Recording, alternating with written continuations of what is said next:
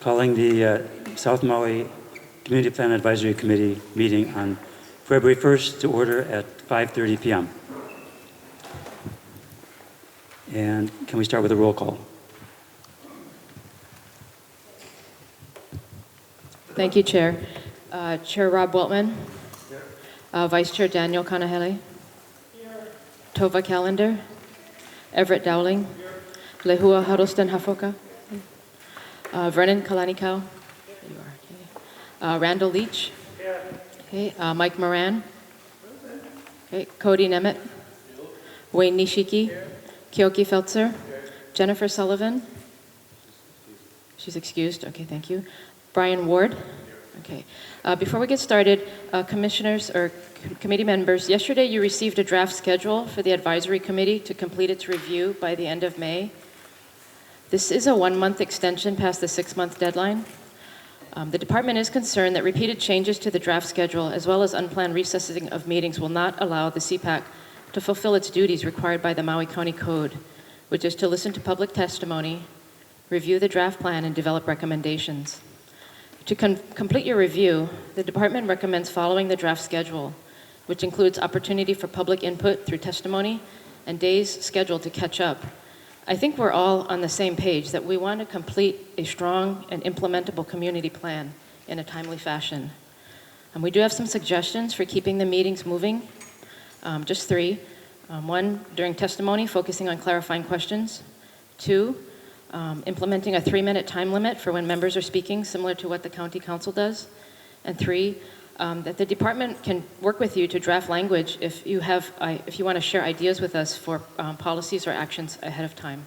So for you to please think about, because I know we all would like to get through this as quickly as we can, but still have a quality product. So if we can stay on schedule with what the draft we sent out yesterday, that would be really, really helpful. Thank you. Felina mai na lala o ke komike o lalo o kaya ulo no ka papa ho lala no Maui hama. A felina mai no ho e ka po e o ke ena ho lalo ki kalano o Maui. A me ka leho leho o Maui ne. E holo mua ka koi I ke ahi ahi I ke kuka ana ina I kama kulekele me na I kama hana I pili ana I ka ho o pono pono ana I ka vai. Mai uka mai a hiki ke kai I ka vai hiki mai ai. So, since this is a recess meeting, we are not accepting in-person testimony. However, we will take into account past testimony on the topic of watershed management, as well as past and new written testimony on this topic. And today's introduction is by Daniel.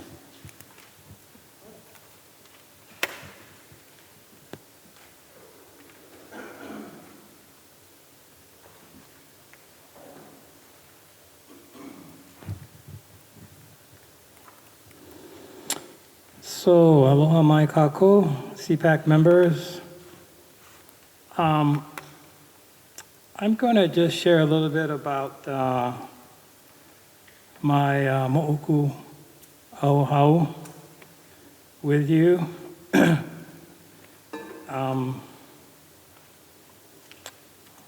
My father, Daniel, was born in Lahaina, Luna, and his father, Clinton, was the principal of Pu'ukoli'i Plantation School back in the 1920s.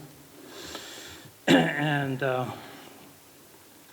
Clinton had 14 children. My dad was number 4, and he had 56 grandchildren, so I have 55 first cousins on the Kanahele side.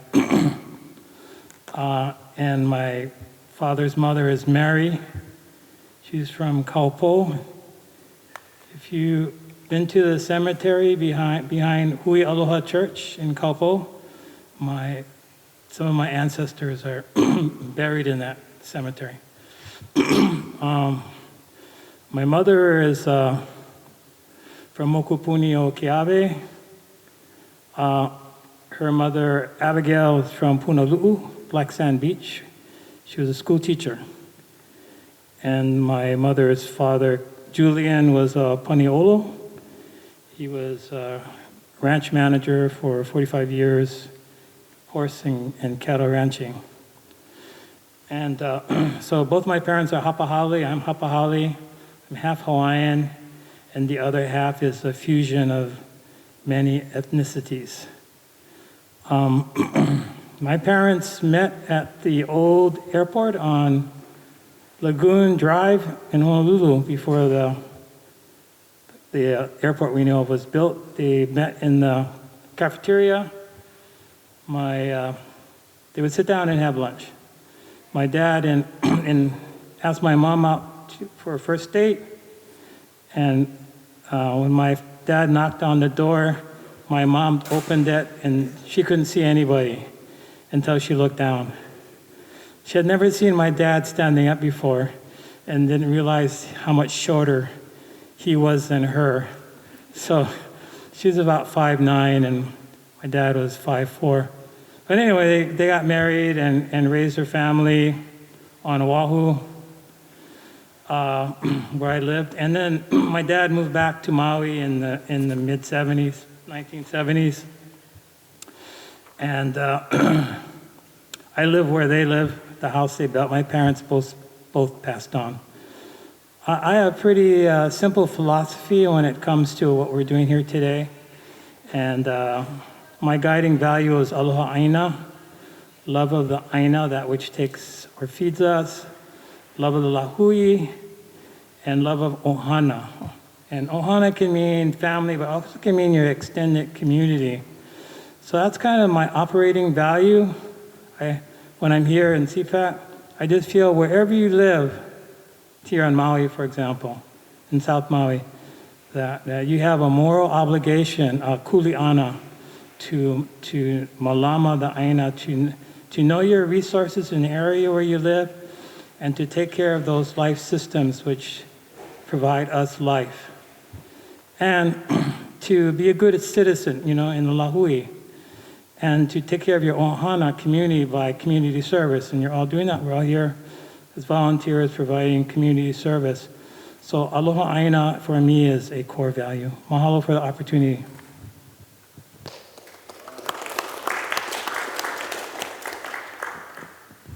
Thank you for that. And we have two left. One of them is Wayne, and the other one is Vernon. Did Vernon...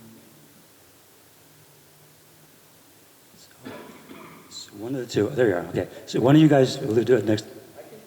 Vernon will do it. You already did it? Oh, I forgot. Okay. In that case, we have one left, and that's Wayne. So Wayne, you're going to introduce yourself next time. Not this time, next time. Okay? Next time. Okay.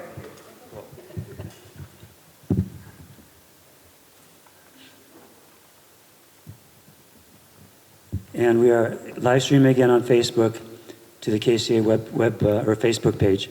But in 2 weeks, most likely, it'll be live streamed on Akaku instead. So in our schedule, which is in the binder, next week, February 8th, is an off day. So there's no meeting scheduled for February 8th. Yep, it is. I have it right here. And so for that reason, a couple of months ago, I scheduled travel for myself to see the kids, because it's the only day which is not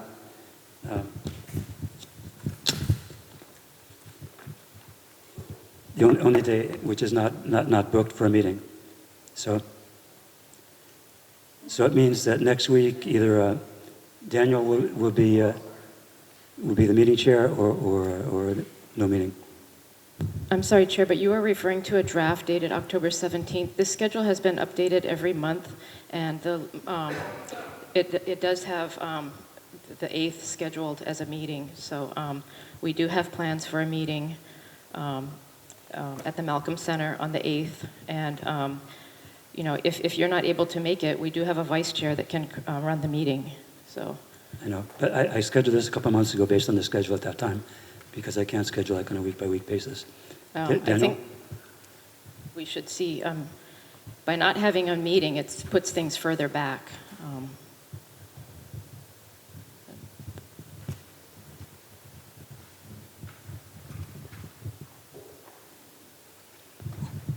I can chair the meeting.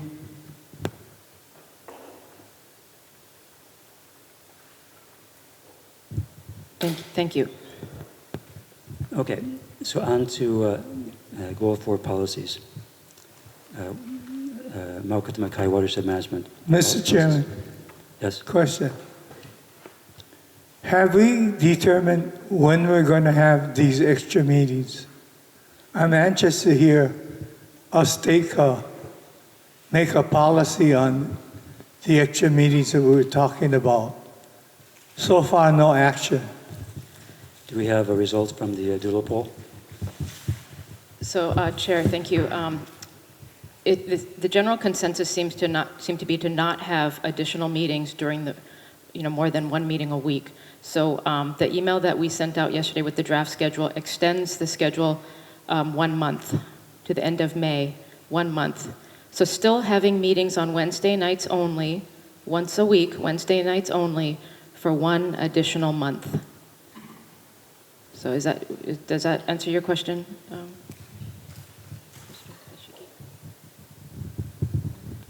Are you saying it's achievable?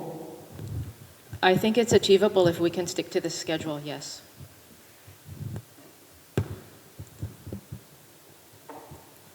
Okay, so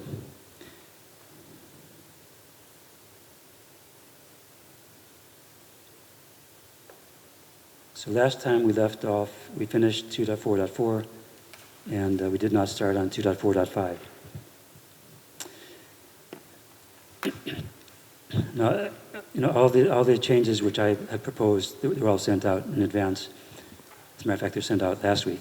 But we did get some new testimony from Robin Knox, and I think most people who would agree that Robin Knox is the South Maui's expert on watershed management, Maukatamakai. And I really want to take into account her suggestions. So I will be suggesting them for her. She can't make it because she's not able to. I mean, physically not able to make it this week. So the first one, 2.4.5 says gulches and on this one we also have input from David Good. 2.4.5 gulches as identified in the map in Figure 3.17, page 106 of this plan, must remain an open space, and no new permanent structures may be developed in or within 100 feet of the top of the bank of identified gulches, unless low-impact development strategies are implemented to prevent stormwater runoff. And then I think you guys have all received the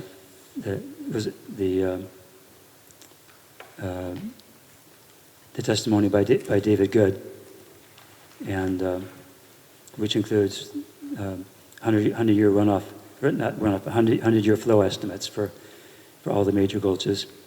And Robin is kind of going in the other direction. She says just remove the unless low-impact development strategies. In other words, make it a across-the-board policy. And Robin also says to identify what we mean by gulches. So, go ahead. Thank you. My apologies for the late delivery. And I'm sorry, Jackie, I ran right past you. I need to grab a pink one back, which I can grab after. But I have some suggested language changes for our policy in the sheet in pink. So based on looking at the various maps that were shared for the hydrology of the area, my suggestion is to include those that are included as streams on the DAR stream layer. So splitting the difference a little bit between the original, which was including perhaps more than what was intended for this policy to be clearly protecting gulches, to actually protecting each of the major drainages in the area. Yeah, I compared David Good's streams and flows to Department of Aquatic Resources map of streams, and one difference is that he had a large flow in Keokea as a separate stream from Waimahaihai, and then he had very little flow in Waimahaihai. But I think what you have here and what the Department of Aquatic Resources says is more accurate. So you are welcome to make a motion to adopt the text as you have written it here, and then we can discuss that. Yes, I would like to make a motion to adopt the text with the two changes that are in blue on your page that is pink. under 2.4.5. And I have included the language that accommodated Jordan's comments about the need to provide an easement for roadways and utilities. Do we have a second? Second. Second by Daniel? Or Mike beat you? Okay, second by Mike. Okay, discussion.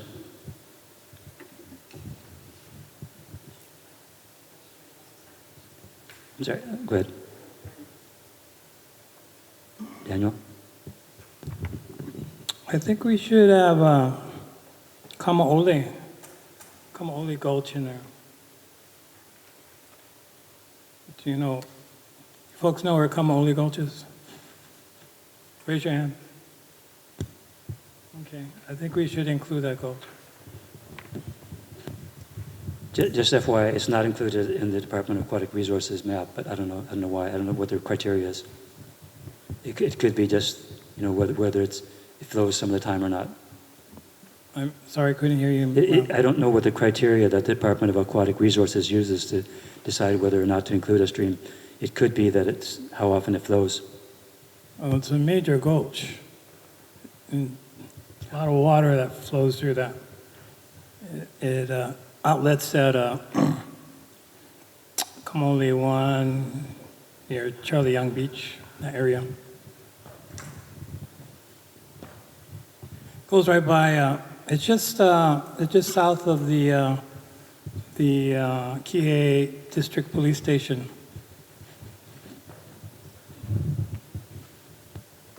Does someone want? Or you're making that as an amendment proposal? And Olehua? It's in David's testimony, if I'm correct, that he's added Kamaole on it as well. So to support what Daniel was saying, so it's on David's testimony as well. So, Chair, if I may. Go ahead. So, this document references the Kihei Drainage Master Plan, which identifies all the gulches in Sorry, Kihei. I can't hear. Sorry. So this community plan document references the Kihei Drainage Master Plan, which already delineates all the gulches in Kihei or in South Maui. And so I would recommend referring to that document since it is a supporting document of the plan. And if there's drainage ways that people have identified that are missing, then certainly add those in. But yeah, I think we should stay consistent with the resources we're relying on as opposed to bringing in, additional qualifications or, ways to describe gulches because, again, the Drainage Master Plan went through and not only identified all the drainage ways, but quantified how much stormwater is estimated to come out of the 100-year flows from those drainage ways. Thank you, Chair. Wayne?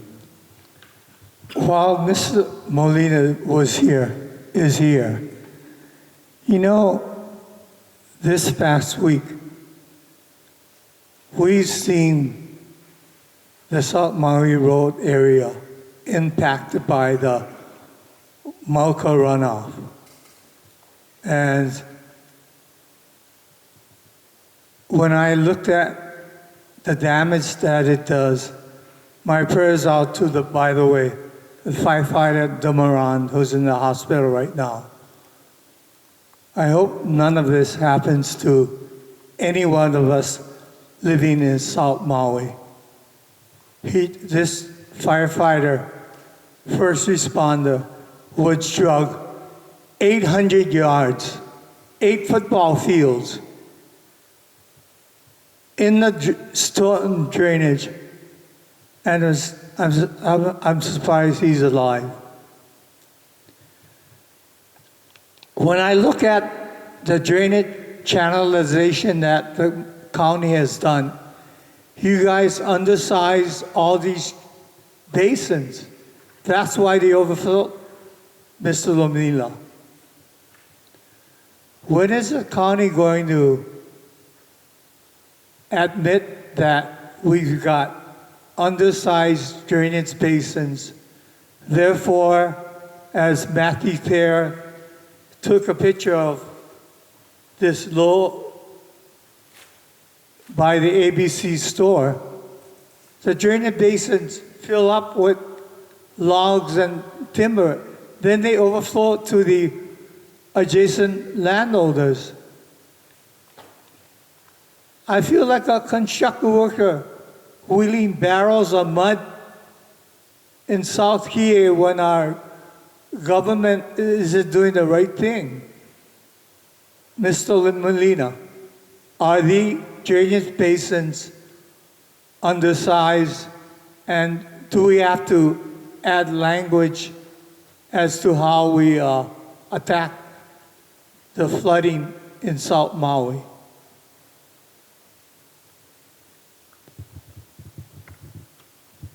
Thank you, Mr. Nishiki. So, yes, the Kihei Drainage Master Plan calls out all our culverts that are undersized. That's what the plan does. We do not have any basins, regional basins in Kihei. That is part of the problem. And so one of the recommendations of the master plan is to look at Mauka retention basins to reduce the amount of water coming down through the developed area where we don't have enough space in a lot of places to make the room we need for the stormwater. Further, this policy document we're working on here today is that framework that we're going to rely upon to develop those mitigations to the extent that you all see fit and appropriate for South Maui. So to your point, that's why we're here today, is to work on this problem. And what is the government going to do with these problems now that we have them? And then it's going to happen. It's happened 3 times in a row. 3 storms that have overflooded the drainage basins. Thank for your honesty. And this language that we're using, I don't think any of you are actually sincere in dealing with the problems that we have with flooding in South Maui. It's a farce. When are we going to speak up for our community? It's nice language, but the language doesn't solve the problem.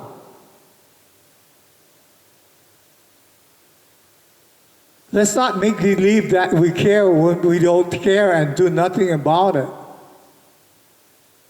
We almost lost a firefighter. Daniel?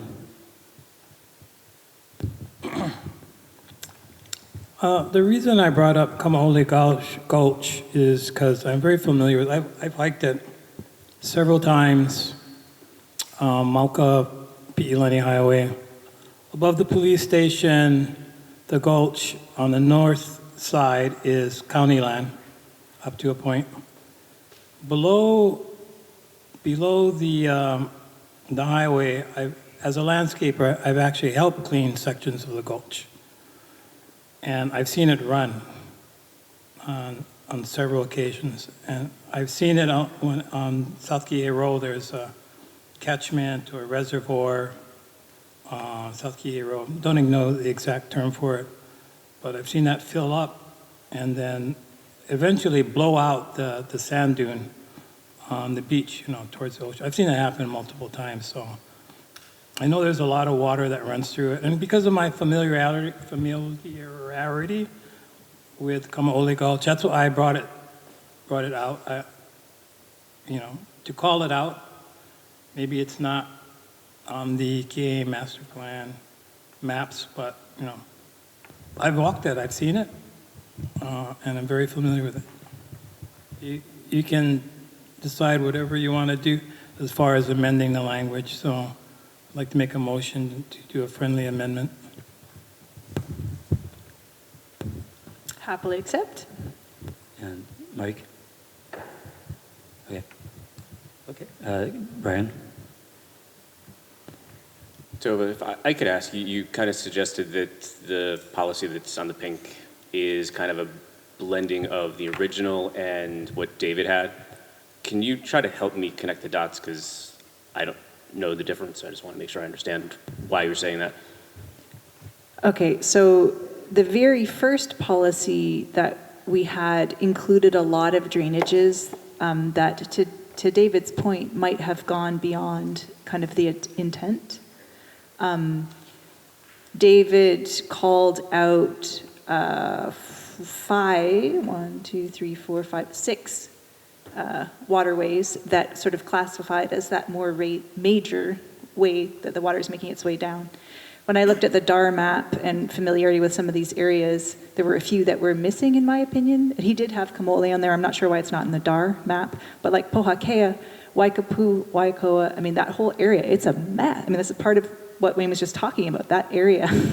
Like, let's not miss that in what we're trying to manage Mauka. So in that way, it's a hybrid of the two. The way that it diverges from the knowledge that he was sharing is he was proposing we have it defined more by the 100-year flood and where that would be impacting the landscape, where I'm suggesting keeping with the more like the original intent, which was there's a benefit on those major waterways to have a buffer in and of itself to be protective of the land use above, be protective of the open space, and be protective of the waterway below. So that's sort of like there's a coming together and diverging, which is what makes it kind of a mix. Is that more clear? What's being compared to is the, it's in your packet, I think, is the printout of all the gulches. So that was the original proposal, and then David Good had proposed restricting that, and Tova has proposed a different restriction.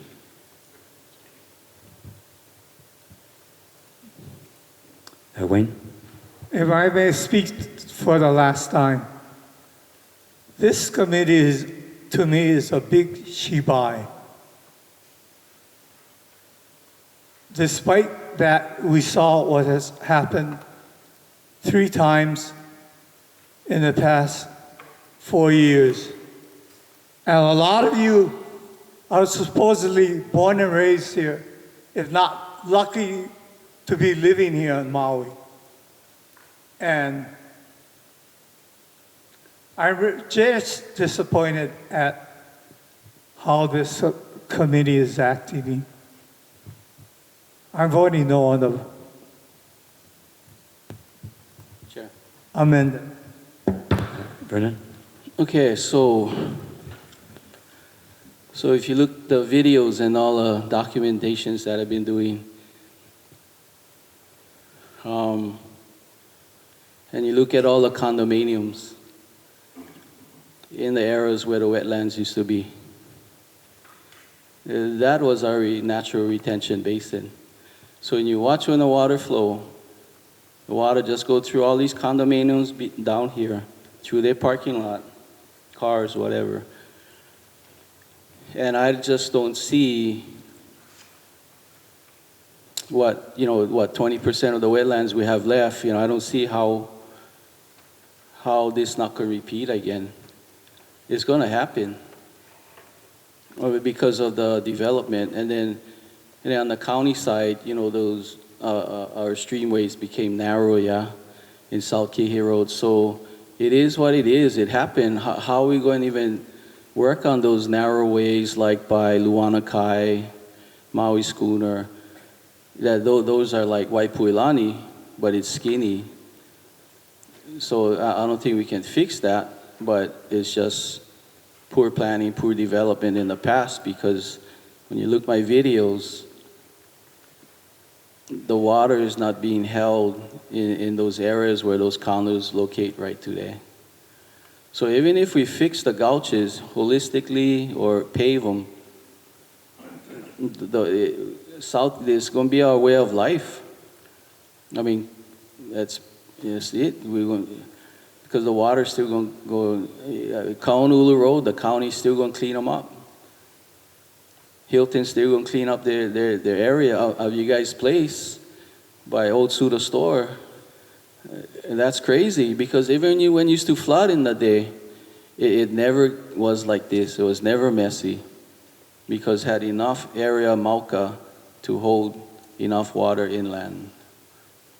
So I mean, honestly, this is the toughest part of our discussion, and I don't think we're going to figure it out. I think we're just going to ask for grants and funding for projects and data and research, and it's going to continue. It's going to repeat. Anyway, just gotta. Hi, Cody.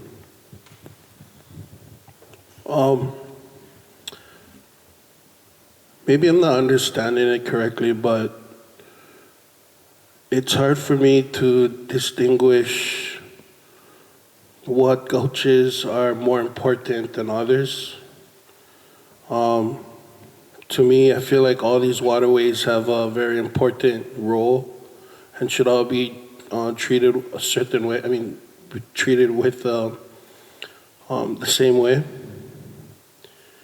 And so by choosing waterways to say, these are more significant than these, in my way of thinking, is I think they all should be treated the same way. All the gulches, even the ones that may not be named. Yeah, that's my thoughts.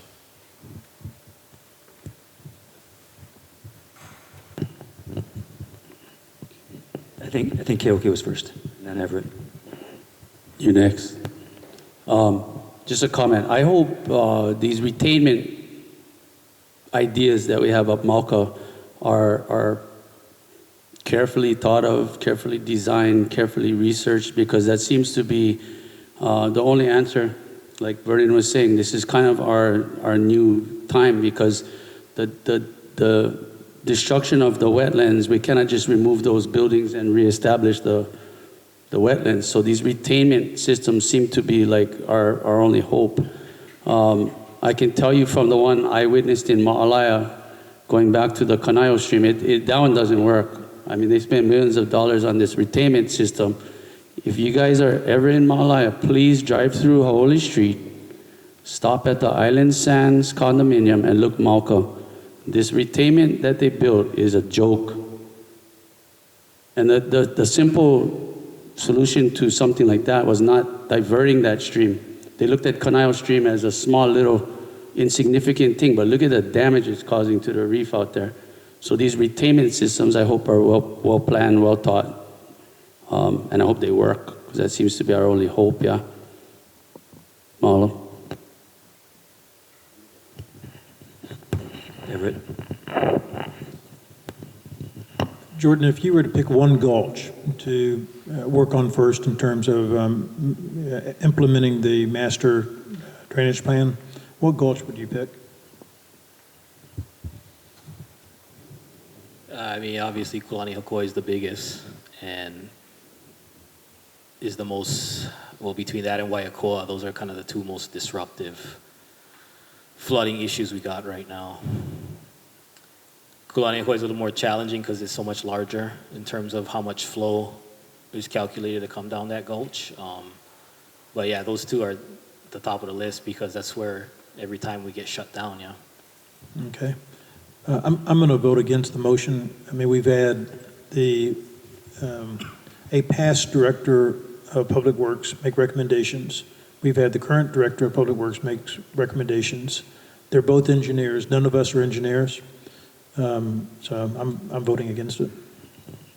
Chair, if I may, I just want to kind of help the room put some context because I feel like you guys are all trying to swallow the whole problem of stormwater through this policy. And so the suite of policies together is the management, strategy.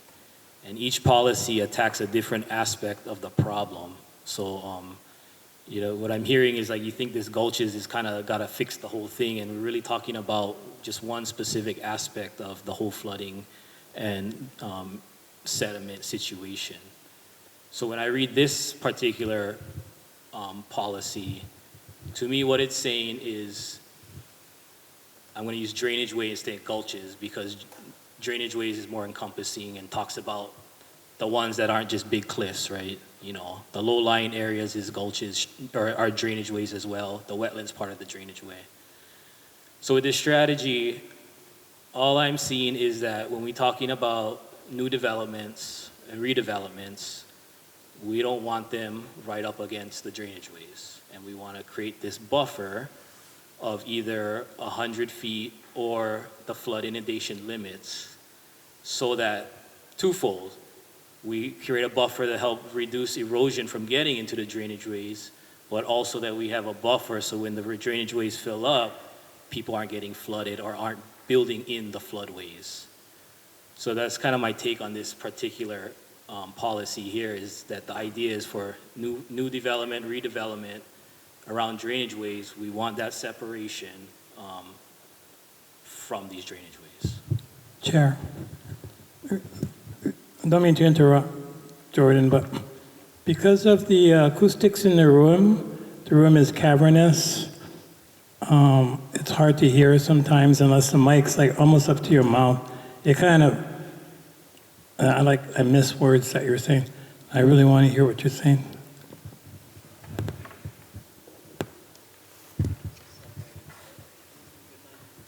Okay, sorry. Second warning, got it.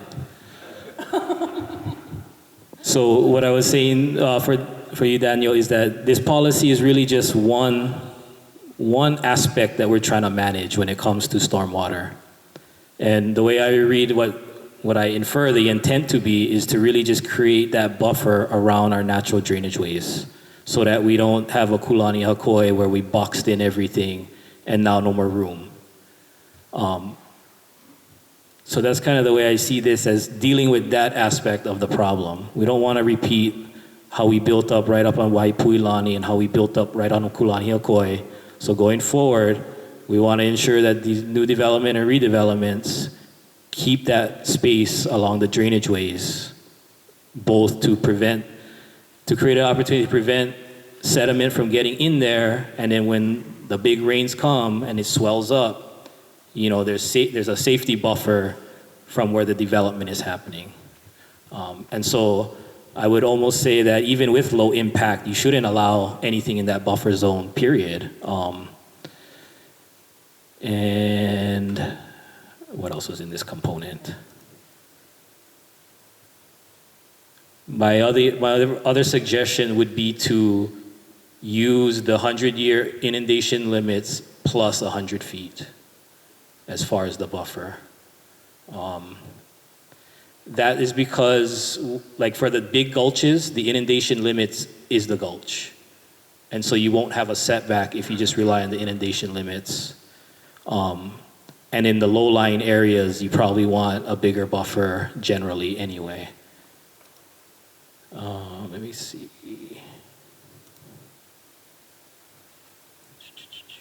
So then part of this strategy also kind of gets into the reducing stormwater, which I think should be a different policy. And we can kind of get into that later. But basically, like the low impact development thing, it's really for places that don't have room to store their stormwater. And so that's generally talking about the already developed lands, the low-lying areas where you can't fit a basin, you can't do infiltration into the ground because you're already in the groundwater. And so you would promote those LID strategies as kind of an alternative to at least maximize the potential of these developments to retain their stormwater, because they're not going to have the space to meet the engineering standards that we currently have in place. So thank you.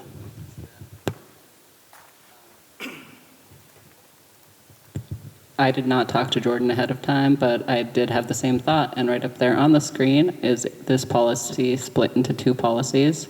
One is for redevelopment in public roadways, where it says gulches is identified in the map in figure 3.17 of this plan must remain an open space, and no new permanent structures may be developed within the 100-year feet in the top. This one does not this one includes the low impact development strategies.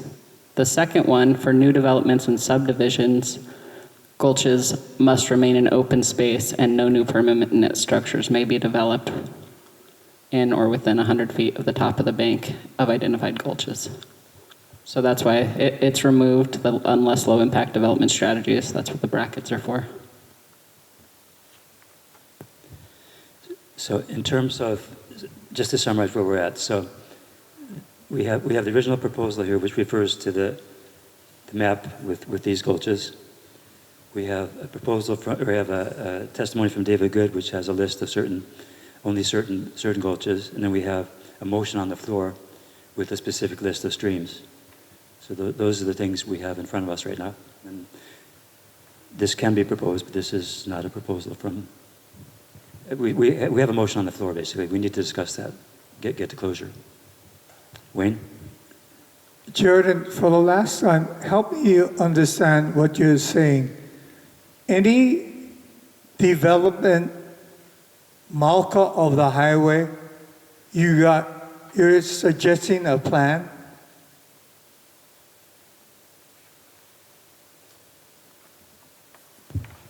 No, so my recommendation is that any drainage way, not just drainage ways we call gulches, have this setback requirement of the 100-year flood inundation limits, and or this kind of policy called an additional 100 feet. So that any project that has next to a gulch or next to one drainage way is got to have that setback in there, so we don't box ourselves in like we did with Maui, Lu, and Waipuilani. Thank you. Thank you, Jordan. Do we need further discussion before going to a decision on the motion?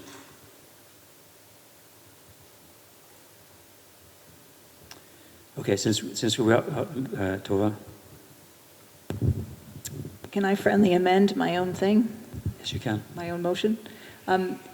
Could we add in the language about the 100-year storm inundation zone plus an additional 100 as recommended by Director Molina? Is it okay, Mike? Okay.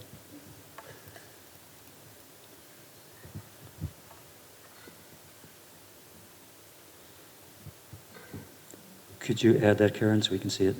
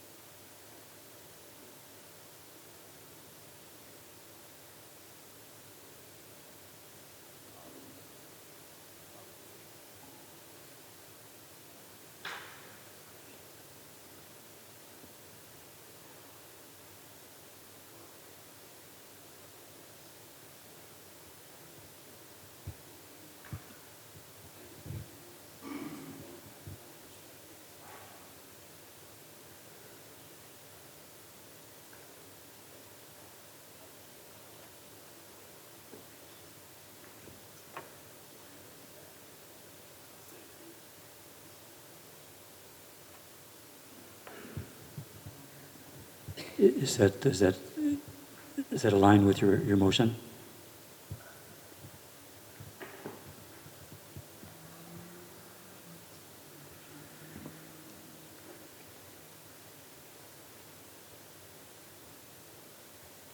It does, okay. Okay, so since we have an indication of opposition, I'll call the vote. All in favor, yes?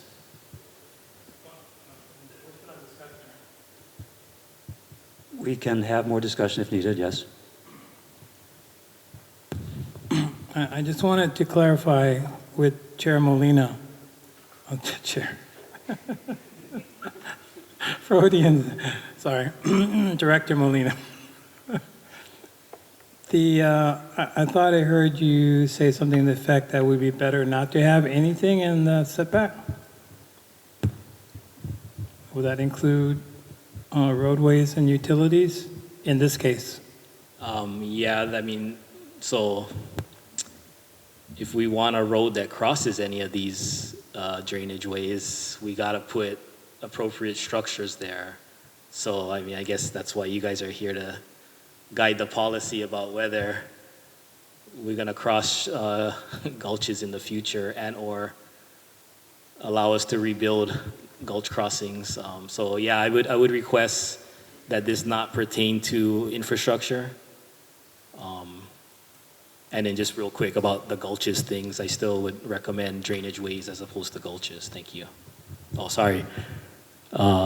Drainage ways instead of gulches, and to clarify that this does not prohibit infrastructure. Thank you.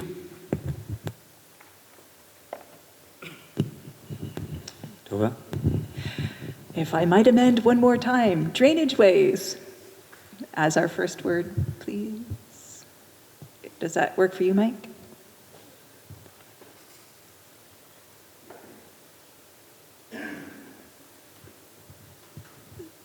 So I think now that we're calling out which specific gulches we're protecting, it no longer refers to figure 3.17. So that should be removed. My assumption, maybe false, was that would be updated to reflect it, because the plan is going to have to, it's going to need a map that refers to this, I would think, to make it clear to people. But yeah, that should be explicit, not a tacit assumption. So if we wanted to clarify which drainage ways, again, I would have it point to the Kihei Drainage Master Plan as the technical supporting document for the community plan. Thank you. Everett? Director, have you seen David Good's testimony?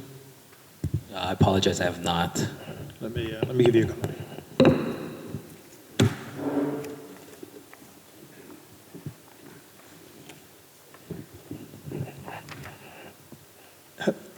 How do you, at the bottom of the first page of his memo,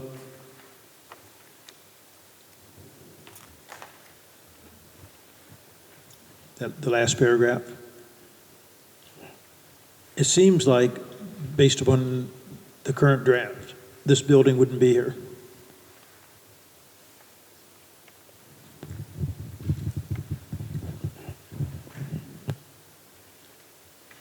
Yeah, so that is a, so my recommendation is kind of the starting point based on what I've gathered here, but that 100 feet is going to be, it's going to be a severe constraint. So that's kind of the policy question about how big of a buffer we want. And secondly,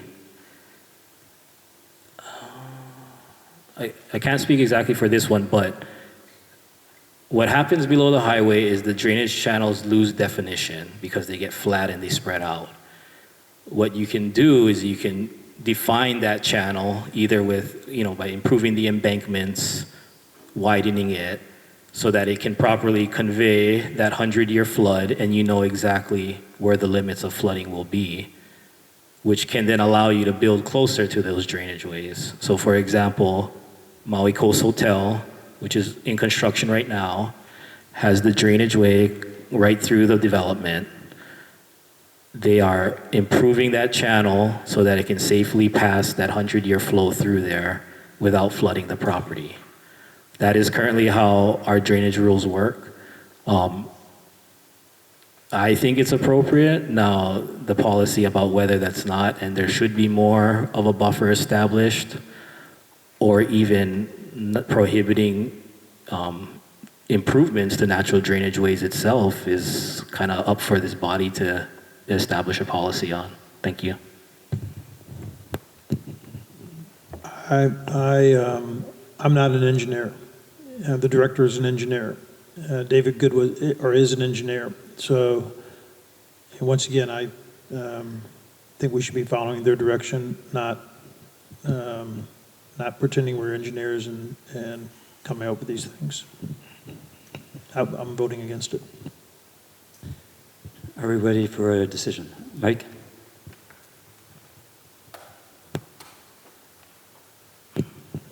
I would say this if David was here tonight or not, but I was told many times by civil engineers, reminded that David was not a civil engineer. He may have been head of that department, but he was not a civil engineer. And seemingly the civil engineers felt that he didn't have the expertise that civil engineers did. So that was an opinion from several civil engineers that I heard. Mahalo. Okay. Okay, so no disrespect to all the engineers in the room, but I've personally lost faith in engineers. Time and time again, I've seen what they've created fail, when all along we should have been listening to Kanaka. Thank you.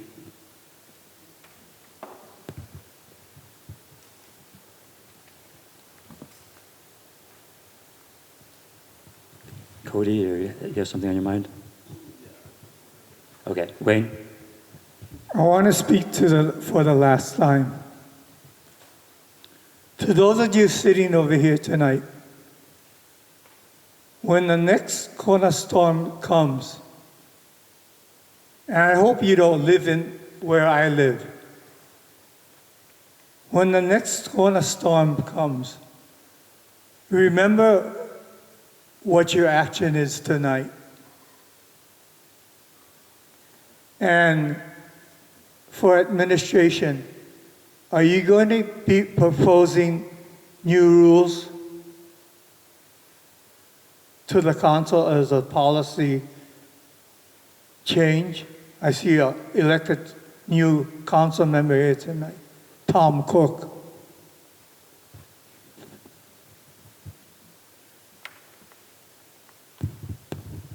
At this time, no, because in my opinion, I think our drainage rules are very strict and they're hard to appease.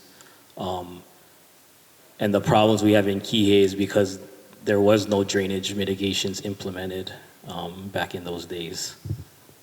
And I guess another clarifying point is that these are natural flows that we're trying to manage. They're not all attributed to just the development's contribution of these flows.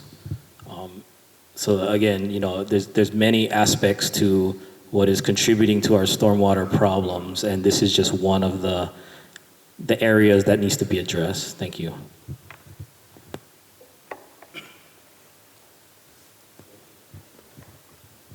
So earlier, when you were talking about the drainage ways, you're saying that it would be easier to refer them to the South Maui drainage plan? Yeah, that's correct, because we call out every single one that you know that we're aware of, and if there's any missing, definitely add those in. But I think that's the best, easiest, and the most direct document to go, you know, this is the area we're talking about, the one right here in the plan.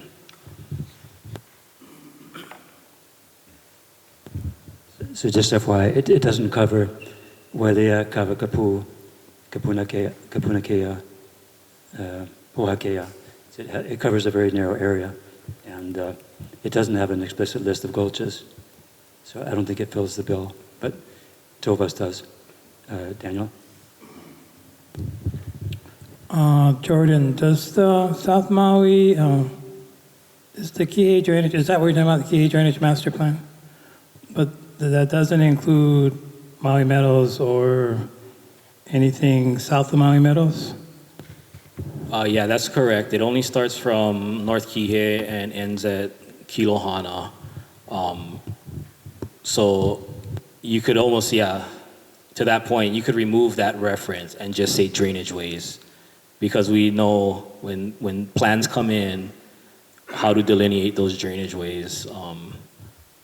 They're all mapped from the USGS maps. I believe that's where we got all our information from.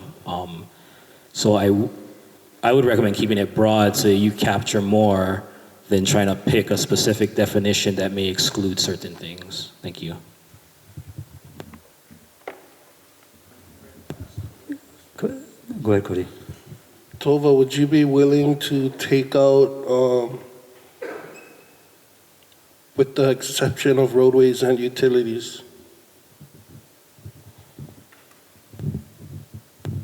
Not if we want to have a north-south collector or any way to actually come and go or any alternative egress in the event of an emergency where we're needing to have transit.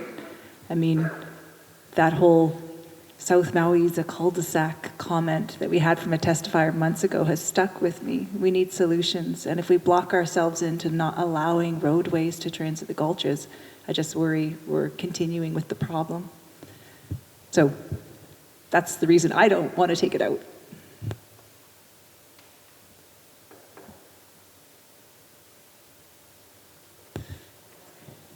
I know. So are we ready for a decision here? Even if we're not all agreed. Now, so far we've had, almost all of our decisions have been unanimous, but every now and then there are going to be one where we disagree and we still have to move forward.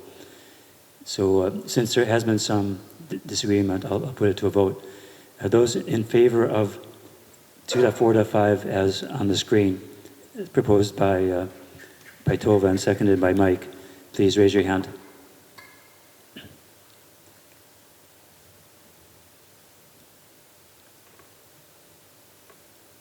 And those against?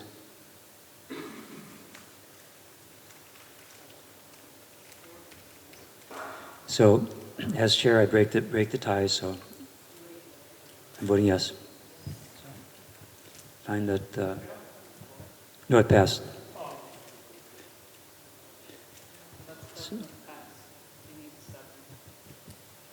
Oh, that's right, that's right. Yeah, but those who do not vote are counted as yeses. So how many is it totally if everyone? Roll call. I thought you said that.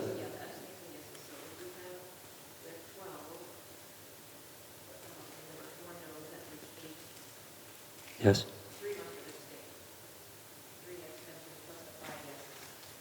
Yes.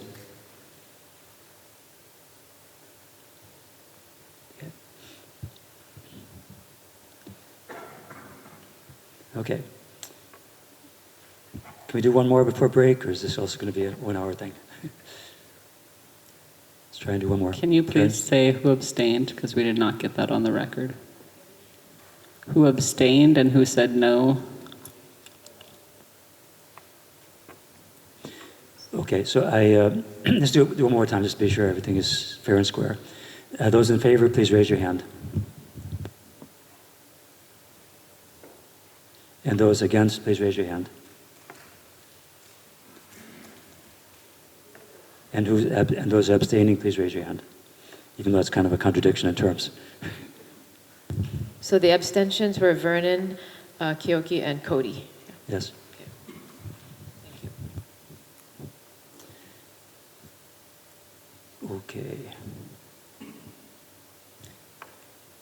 And just to clarify, Karen, so Tova was assuming that figure 3.17 will be modified to show the explicit gulches that are listed here. Is that correct? Okay. Okay, 2.4.6.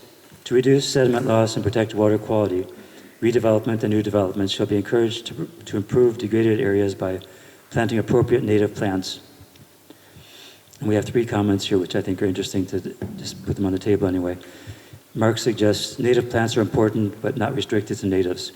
And Robin says more explicitly, or other appropriate non-invasive plants such as vetiver. And then also Robin suggests replacing shall be encouraged with shall be required.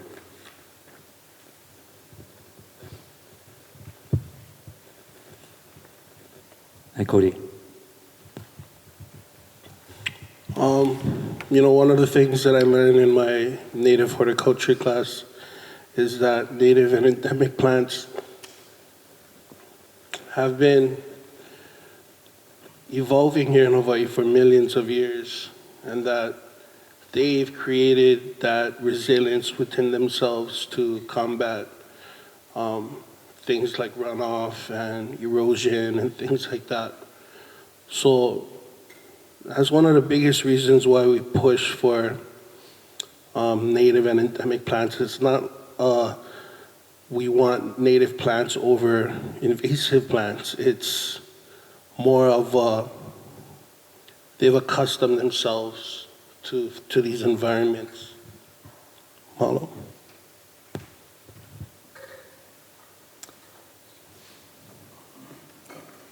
Do we have a motion ready to propose? Actually, I'm sorry, I didn't look at your. Did you have one here? Or? Yeah. Yes, you did. So yeah, I hear you, Cody, but I propose adding in the language ecologically advantageous non-invasives. And it's not because there isn't wisdom within the native plants. It's because sometimes our landscapes are degraded. And if you look at the traits of other non-invasives, they can actually help native plants to establish. And so that's kind of one way that it's being approached. If you need that canopy to close out the non-invasives while the natives grow in, it's a shame to rule that option out because it can be quite effective. So for that reason, I propose the addition of ecologically advantageous non-invasives before appropriate native plants for consideration as a motion. So that was a motion. Do we have a second? So this is for the text on the 2.4.6. Mike, seconds. Okay, discussion. And then you get a break.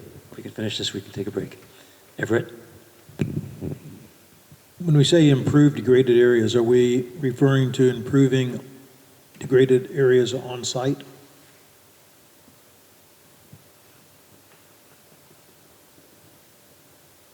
On site, on the property, it's wherever this development's occurring, or redevelopment or new development is proposed, will be encouraged to improve degraded areas. Is it on that parcel that we're referring to? I think it's in general. So it could be upstream? Yeah, so perhaps this could be like the example last week where someone's coming and they're wanting to do a restoration project in a degraded area. This policy would support that use for the land.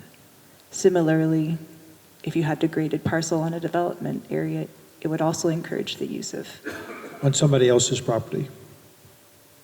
I mean, if it's, I'm looking at this from a developer, wearing a developer's hat.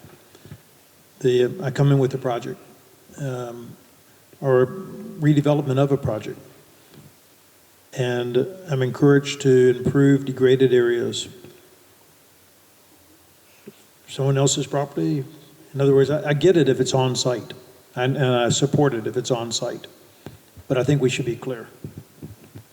Yes, I don't think I was imagining this language would allow you to disobey private property laws. I think this is specific to an allowed place where you could be doing it.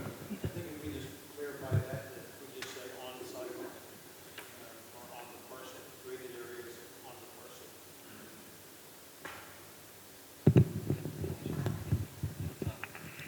parcel. Karen, you had a comment? That clarification is just not really necessary. They're not going to ask you to go off-site from your project. others in the community are going to be looking at this, and others in the community might say, well, that project should improve the area upstream. So I don't think it hurts us to say on the parcel. I would add to that as well, just to understand the context in which this policy would be implemented, because it is very broad. So, like as someone reviewing a development proposal and then looking at this, like to me, it's not. I don't quite clearly understand how I would impose that, or how it would be imposed if it's meant to be imposed on the proposed development. The way it's currently worded. So that's kind of, I would encourage clarifying, the setting in which you envision this policy being applied. Thank you. Cody? Cody. So, I'm just a little bothered still about the kind of about what I was saying earlier. I think that it's not really a problem when we can manage our invasive plants. It's who's going to be managing them is one of my issues. And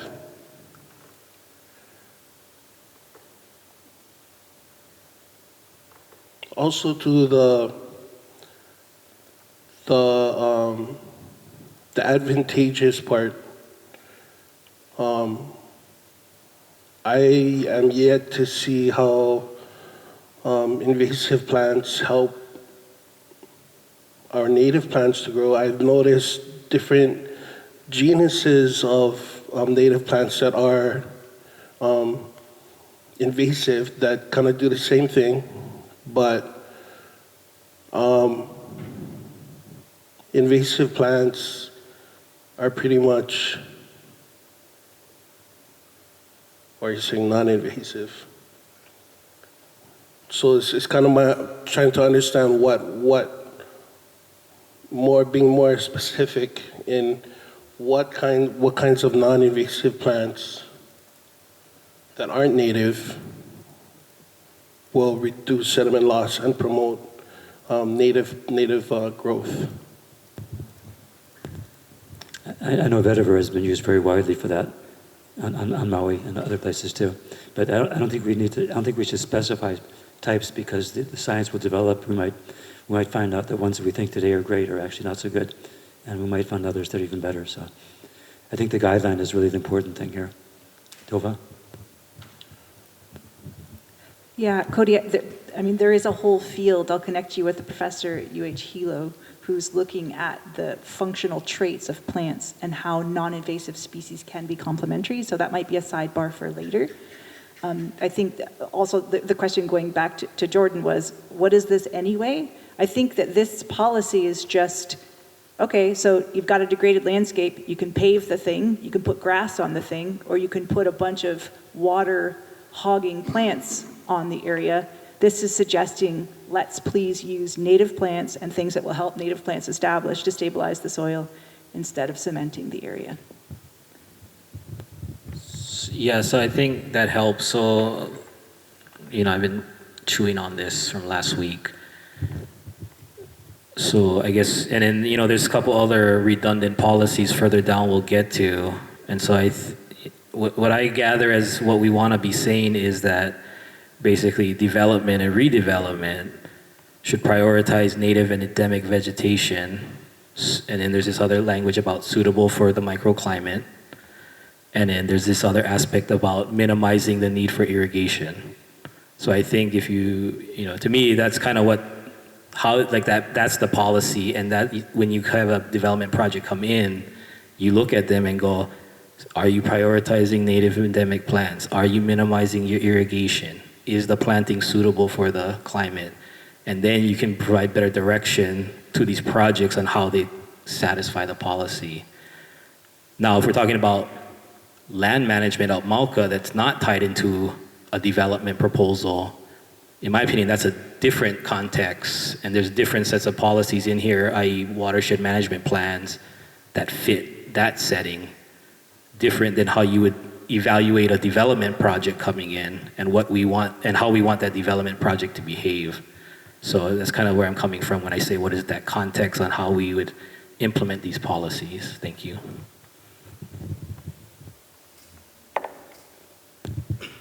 Further discussion? Daniel? I do like the idea of prioritizing the native plants. I mean, it leaves the door open for other ecological advantageous non-invasive plants, but it does give native plants the priority in the equation. Go ahead, Cody.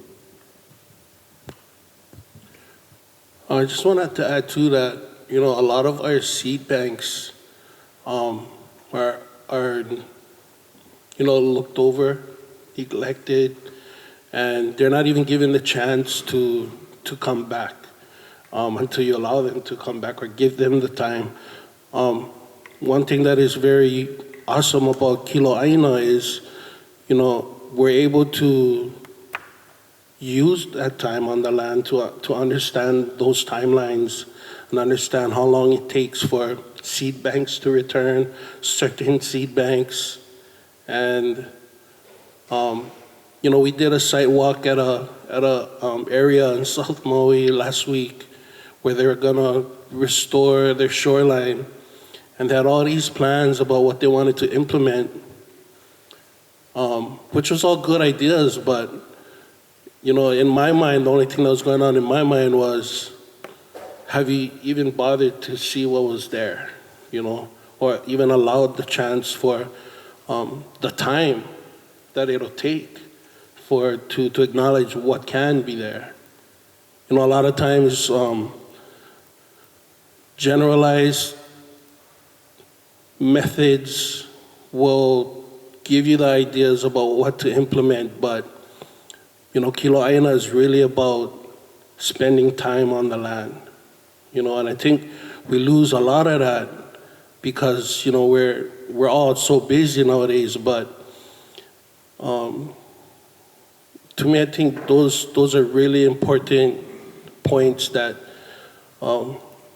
we as a community need to learn, about being on the land, understanding the way the land works, and literally watching grass grow. So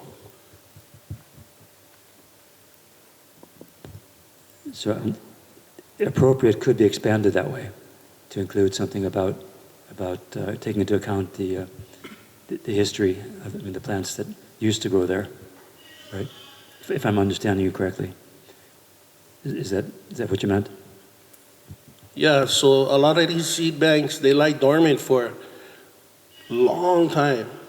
I've seen Ilima sprout up after being inundated with kiave and buffalo grass for 30, 40, 50 years. And then an area cleared, and then give it maybe like 2 to 3 weeks, and all this Ilima begins to pop up. Now, in an implemented plan that would have just been, implemented with plans of this and plans of that. But yeah.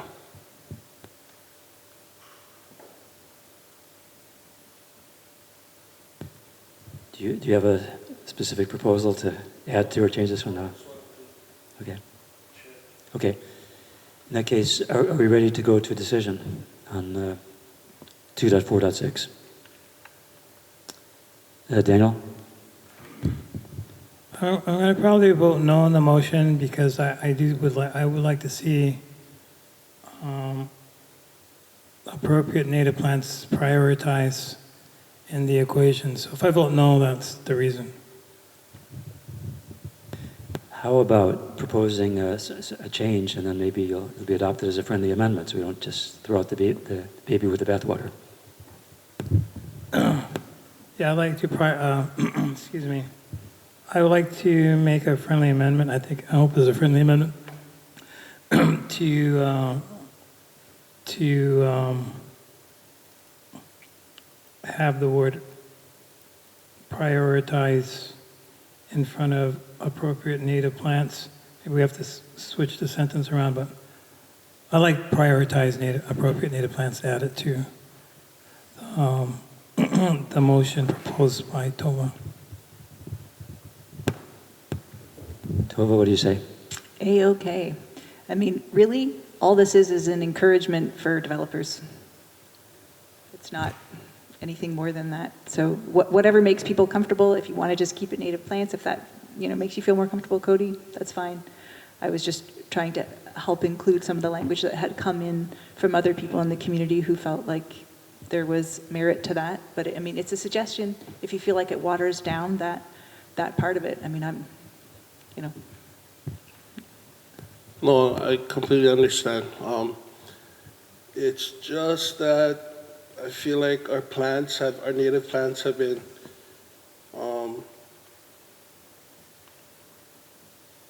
on that back burner, yeah. And it's always about promoting them and kakao and lifting them up, and they have a job to do, and I think they know their job, and we just want to give them the chance, So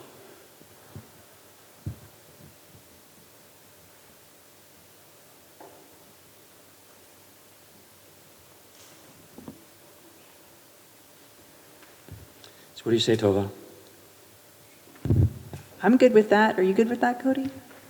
Okay. Shall we vote? Mike, you okay with that too? Okay. Kyoki, you had a comment? Just real quick, so we're not replacing, well, I'm watching,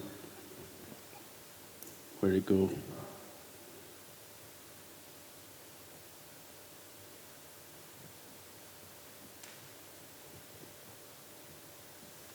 Encouraging, are we touching that at all? We changing that to requiring or no? It disappeared.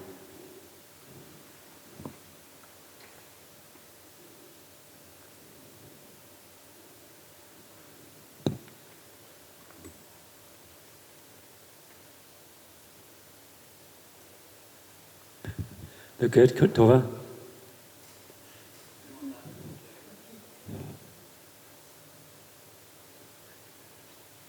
Okay, Mike? Yep.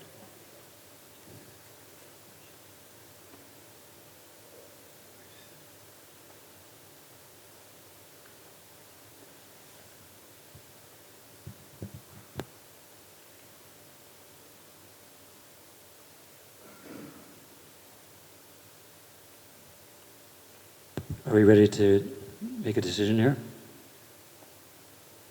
Any objections to adopting 2.4.6 as stated on the screen? Everett? Object. Okay, so we'll take a vote. Okay, those in favor of 2.4.6 as on the screen, please raise your hand.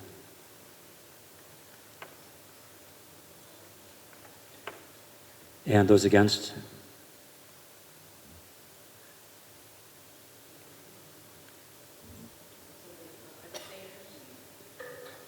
Those abstaining, please raise your hand. Vernon abstains.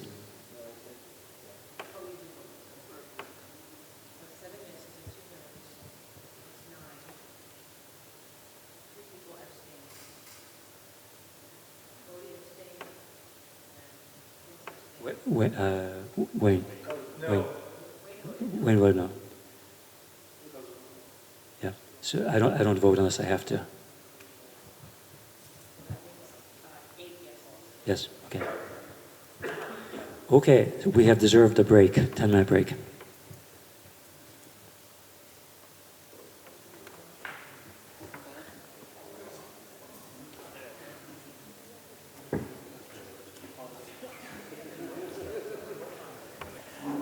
Okay, resuming the meeting at 7 p.m.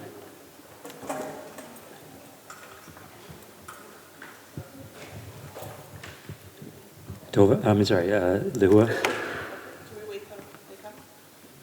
Go ahead, let's not waste time. Yep, got it.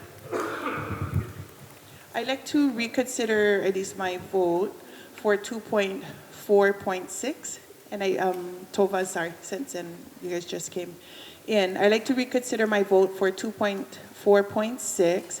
I'd like to recommend changing, removing and or adding verbiage, removing the word or before ecologically advantageous non-invasive plants.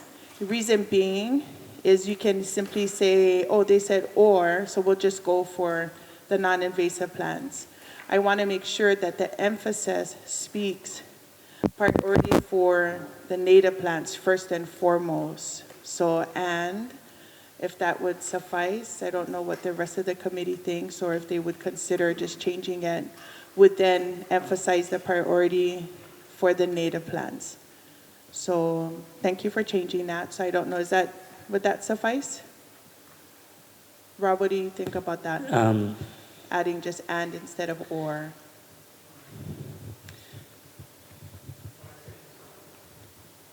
Was that? Yeah. Yeah, the reason is the reason who is proposing that is to not put them on equal footing or allow an out, but I would still think adding something, and I like the and, but it still almost says, yeah, I just want to make sure that native plants, if can, first and foremost, and only if we have to add, or if that would be such a huge benefit to add the non-invasive plants, then, that can be a possibility. So go ahead, Tova. What would you think of and as needed ecologically advantageous plants? So that would just be if there was some functional ecological niche that couldn't be filled by a native plant in the short run, but the priority would remain on the native plants? Yes, I think that would be okay. okay, so this means we're reopening 2.4.6. So I need a motion to revisit it. Yes? Point of order, on a reconsideration of approved motion, do we have to take a vote to reconsider that? To reconsider a motion? I don't think so. You can make a motion to reconsider it.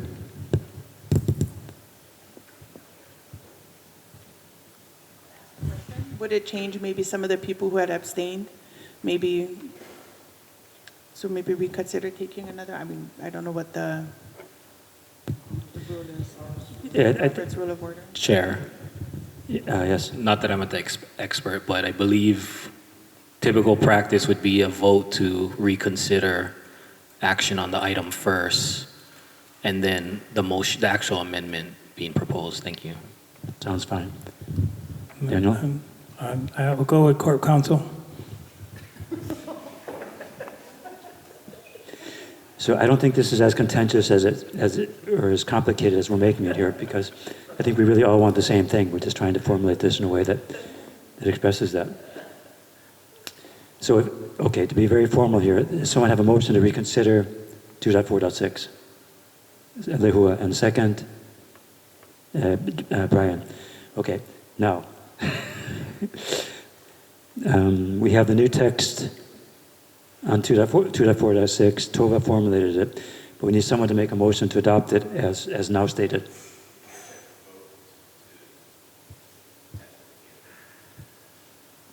I'm sorry, to vote to. Okay, so we have a motion and a second to reopen. Are there any objections to reopening 2.4.6? Okay, I find we have reopened it. Now, do we have a motion to adopt the revised text? Lehua, and a second. Brian, further discussion? You want to vote on this, Everett, or?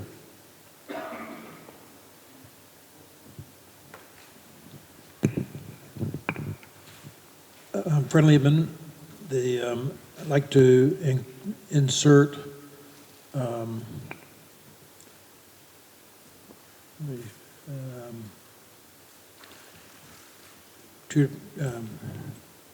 designated areas on site.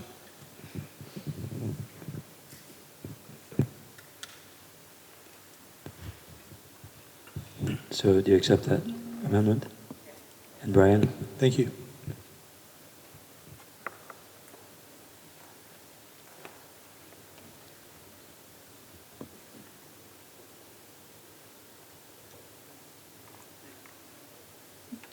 I think it was designated areas on site.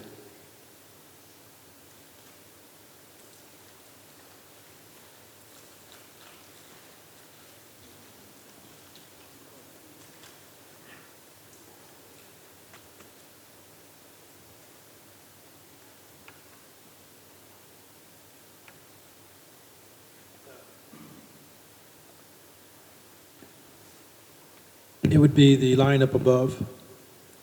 Improve designated areas on site.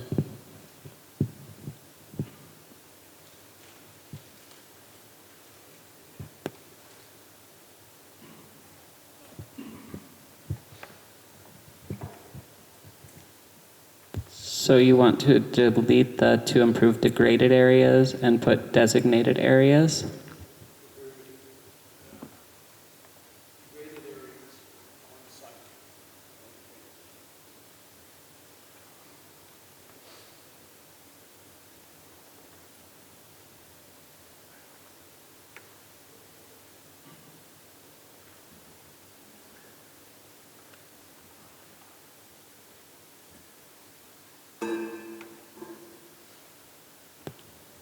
Is that amendment okay? Lewa? Okay, Brian, okay. Okay. I think now we may have finally reached something where we can make a decision. So, any objections to adopting 2.4.6 as on screen? No. Good. So I find we have adopted 2.4.6. 2.4.7, see, is there a difference there? No, okay. To support watershed management and protect water quality, redevelopment and new development shall be encouraged to avoid, minimize, and mitigate impacts to the existing surface and groundwater hydrology. Wetland buffers, and recharge area conservation and restoration will be prioritized. And Robin suggested replacing the word encouraged with required.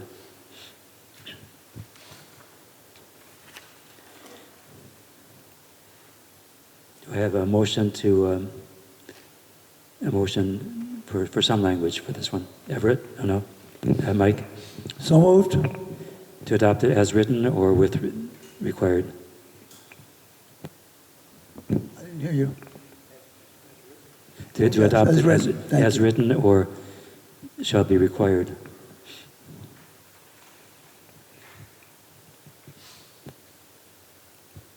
Which one?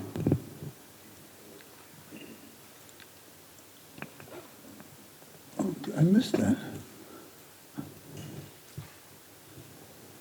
Okay, let's just take it as it is.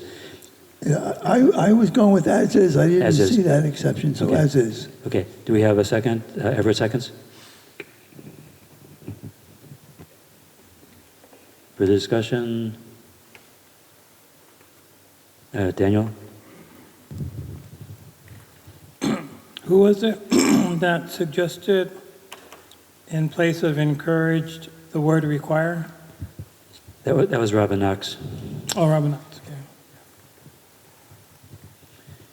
And in my opinion, it's in line with our desire to have definitive language rather than suggestive language. And I don't think what's required here is anything unreasonable at all. It's kind of common sense today.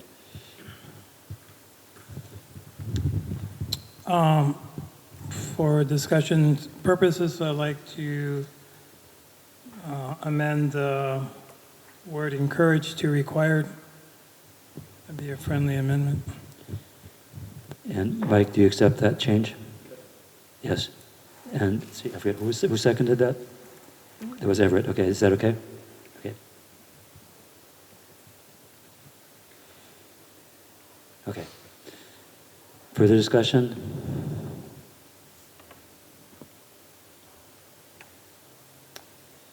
any objections to adopting 2.4.7 with that one change from encouraged to required?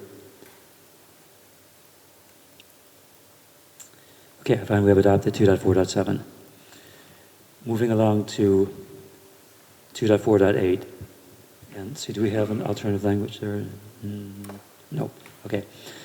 Encourage reestablishing historic hydrology and management of hydrologically connected systems where appropriate. And on that one, similarly, Robin suggests replacing the word appropriate with where possible or feasible. Who was first? Everett? I move that we strike this one and not include it. Do we have a second for that?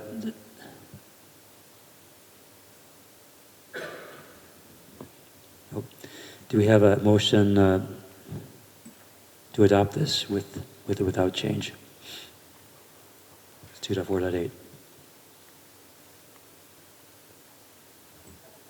Yes, Dua. So are we able to ask why someone would like to strike it? Yes, you can. Sure, you can. Okay, I would please like to know why. I think if it were possible to do this, then I would be more inclined to support it. But a lot of times on Maui, I mean, things that drainage ways that were once existing are no longer. They've been changed upstream. They've been. They just don't. They don't exist. So reestablishing historic hydrology, in a lot of cases, it's just impossible. It's just, they've changed upstream. They don't exist anymore. It does say where appropriate, and I know that Keoki has one very concrete example where this would be highly desirable, and that's the Kanaio stream, which is currently flowing over the road. I can't hear you. Oh, I'm sorry. So it does say where appropriate, so it doesn't say everywhere. And I know that Keoki has a very specific example of this with Kanaio stream flooding the highway instead of going where it really should be going.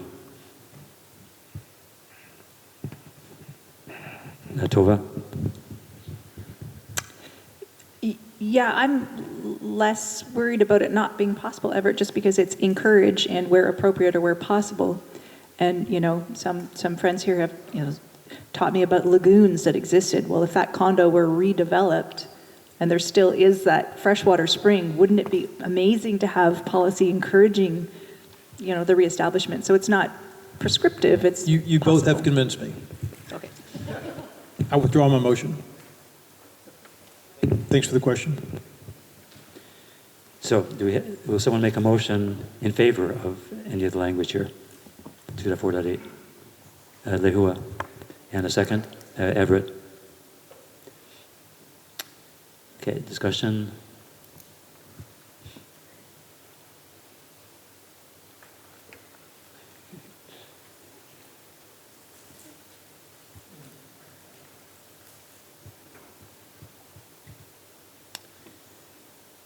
Okay, any objections to 2.4.8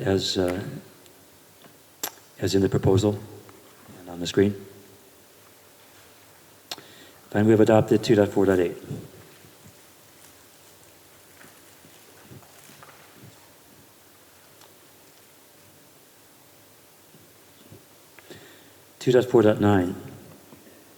Preserve and protect native coastal vegetation and coastal processes by, and then we have an original proposal from the planning department and then a new proposal to withdraw sub-item A, appropriately regulating and limiting development in the shoreline setback area.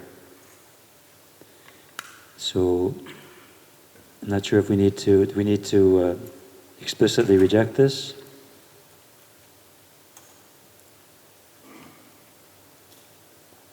Or is it enough to just not adopt it since it's not proposed anymore? You could just accept it as is with the revisions. Well, the revision is removing it, so. And you want to reject removing it? I don't want to reject. I'm just saying, do we need to do anything since it's not being proposed? unless someone proposes it. I'm unclear what the question is, I'm sorry. So do we need a formal motion to adopt or reject 2.4.9a since no one is proposing it? I don't think so. No, you can just, if somebody wants the motion, they could propose to accept the motion without, like, as written. Yes. And as written is without that in there. Yep. So I'll just ask quickly, is there anyone who wants to restore 2.4.9a? No? Okay. You have a question, Daniel? Was the reason, I don't recall the reason why it was removed in the first place. Did it have to do with takings? It has to do with the the shoreline setback area being the purview of the Maui Planning Commission and not of this body.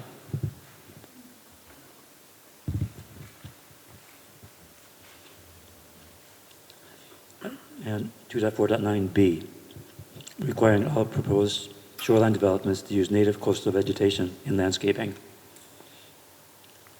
And Mark suggests, similar to, as we discussed earlier, that there are some very good nature-based solutions using non-native species as well. Chair over here. Rob. Sorry. Real quick, maybe Jordan, can you try turn that speaker towards us a little bit? There's times when we cannot hear good on this side. Would that help? Okay, now try talk, Rob. Okay, so Tova? I've proposed a couple of changes for 2.4.9 on the pink sheet. For one, including the use of ecologically advantageous non-invasives. But based on our earlier conversation, perhaps it's prioritizing native coastal vegetation and as needed ecologically advantageous non-invasives. And the second addition is to the end of C, to limit irrigation to plant establishment period. To make it clear, we're not wanting to plant things in dunes that are watered in perpetuity. Making that a motion. Second. Okay, so we have a motion and a second. Could we get those up on the screen? Is that possible?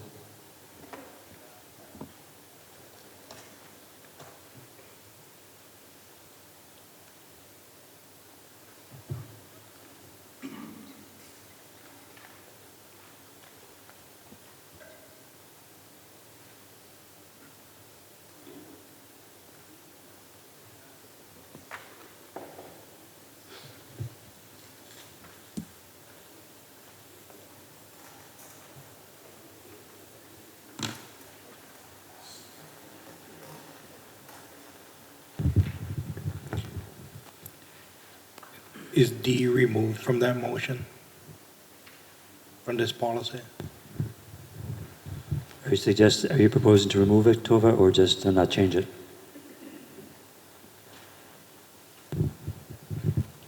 Keep it as is. I mean, there was some discussion from testifiers about the need to define beach cell level, so I don't know whether people need that. I believe this is referring to, so you can't just look at your own beach in front of your house, you have to look at where it's operating as a system. So if we have houses next to each other, wherever that embayment is kind of starting and ending, that's a beach cell, because the way the sand moves is going to be impacted for all of us. Brennan? Tova, so how about like one property like after Sugar Beach? It's all mahi pono, yeah. With this 2.4.9, like mahi pono's property on that coastline falling. The reason why I say that, because the canoe club guys, they're all into sand dune restoration, right? But they get to leave the canoe over there on the sand dune, which kind of weird, right? And so I think I just taking this moment of would that fall in this category or this line item? So I think rather than referring to specific areas, it's more, hey guys, let's not think TMK by TMK because it's not going to work for this problem set. Let's think of this solution set in terms of the geographic area that makes sense for the way it ecologically functions. So I know that's not exactly answering your question, but it's just, in the old days, we said, oh, let's manage our beach, let's throw a seawall. Well, that was my solution, but it killed your beach. So it's more just, let's have a cell-by-cell solution. In the same way, we're trying to have like a Malka to Mackay solution for how we deal with drainage. It doesn't work if you try and deal with it at one point in the pipe. Beach management doesn't work if you try and deal with it property by property. So that's my understanding. Correct me if I'm wrong, planning.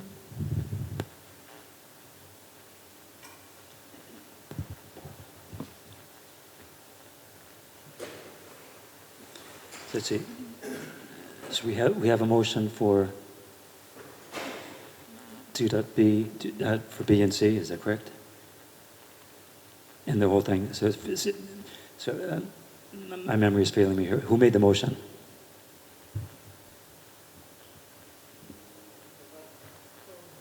Tova made the motion? Okay.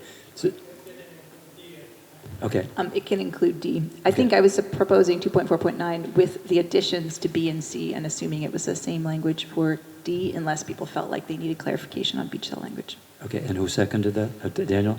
Okay. Okay, so now we have on the screen B, C, and D as proposed.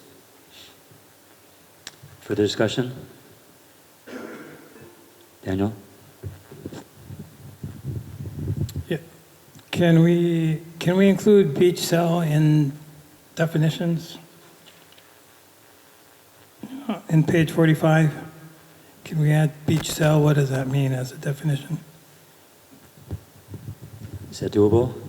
Okay, very good. Further discussion about 2.4.9? Any objections as on the screen, as proposed by Tova and Daniel? And we've adopted 2.4.9, B, C, and D.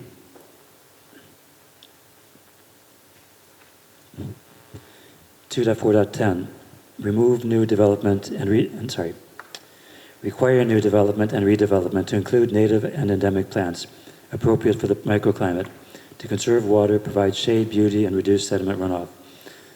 All new landscaping must minimize irrigation needs. And I had suggested that and endemic doesn't make sense there because native includes endemic. And Mark suggests here again that many non-native plants can be used while the native species are being established.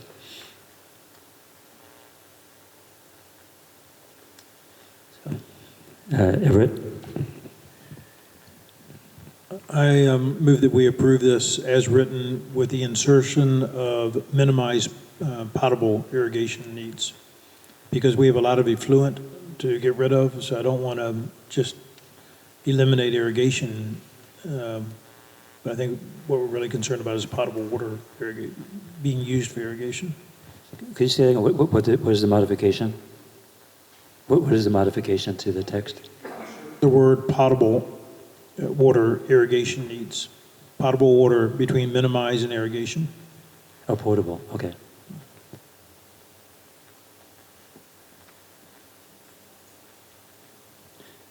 Must minimize potable irrigation needs, is that?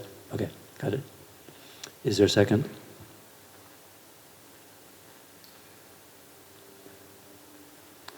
Okay, another motion, another version.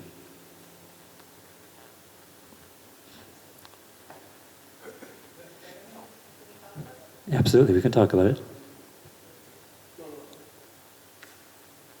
I was just going to suggest again that we include that language of prioritizing natives, but as needed, ecologically advantageous non-invasives, in addition to the minimizing potable. Okay. Is there a second? I think it was a friendly amendment. Was it a friendly amendment? Okay. Okay, so where are we at now?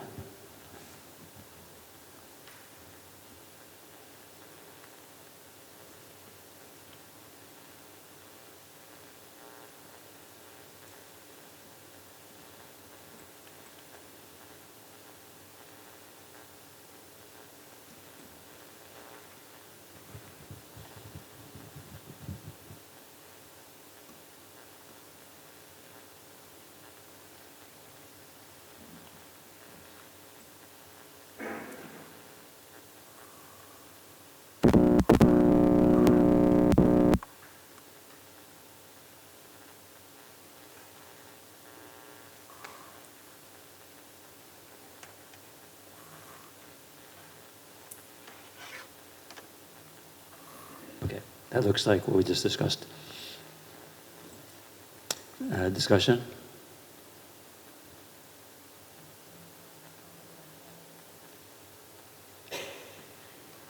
Any objections to the text as modified on the screen, 2.4.10? And we have adopted 2.4.10. I think we found a good formula there. We're reusing it. 2.4.11. Let's see, is there a change there? Nope, okay. 2.4.11, require affordable housing using Chapter 201H, Hawaii Revised Statutes 2.96 or 2.97, MCC process to be outside the special flood hazard areas, SFHA, which includes both V, VE, A, AO, H, and AE. Daniel? I just want to have a question about the alphabet soup. What all those letters mean in the policy? Karen?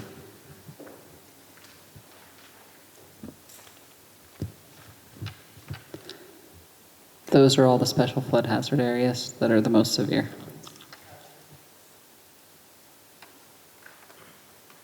Everett? Director, what do you think of this policy?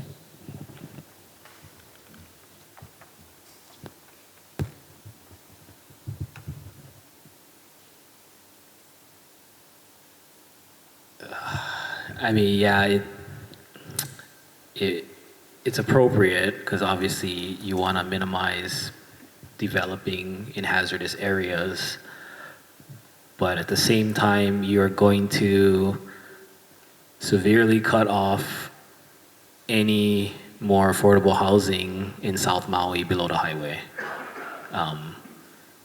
I don't think there's much land left that isn't touching one of these flood hazard areas. So, I mean, you just got to kind of be cognizant of that. Thank you.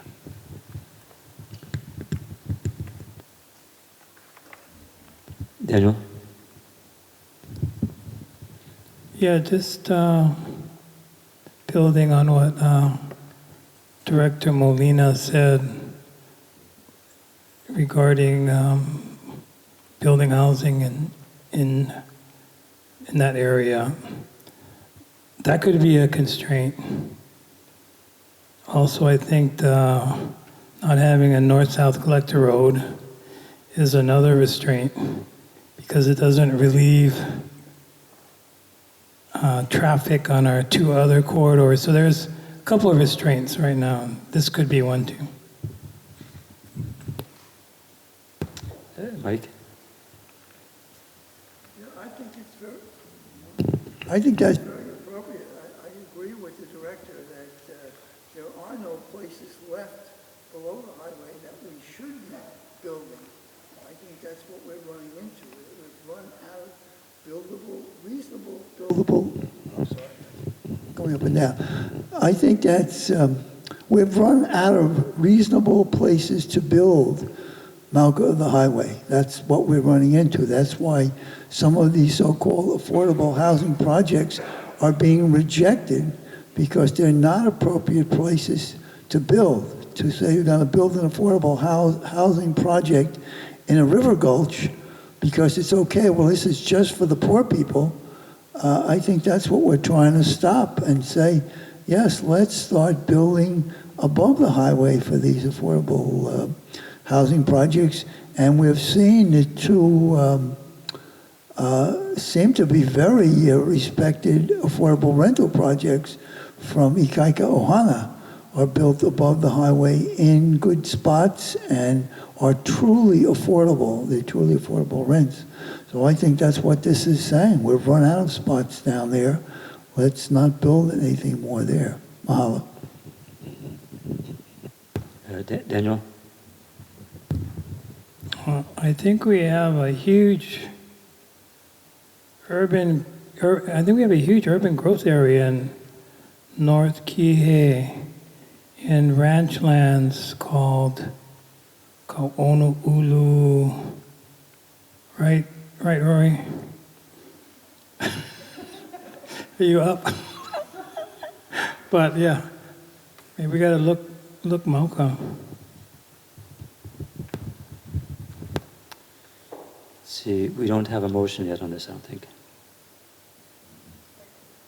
There were motions. You have a second? Second. Mike seconds. Any further discussion? Brian?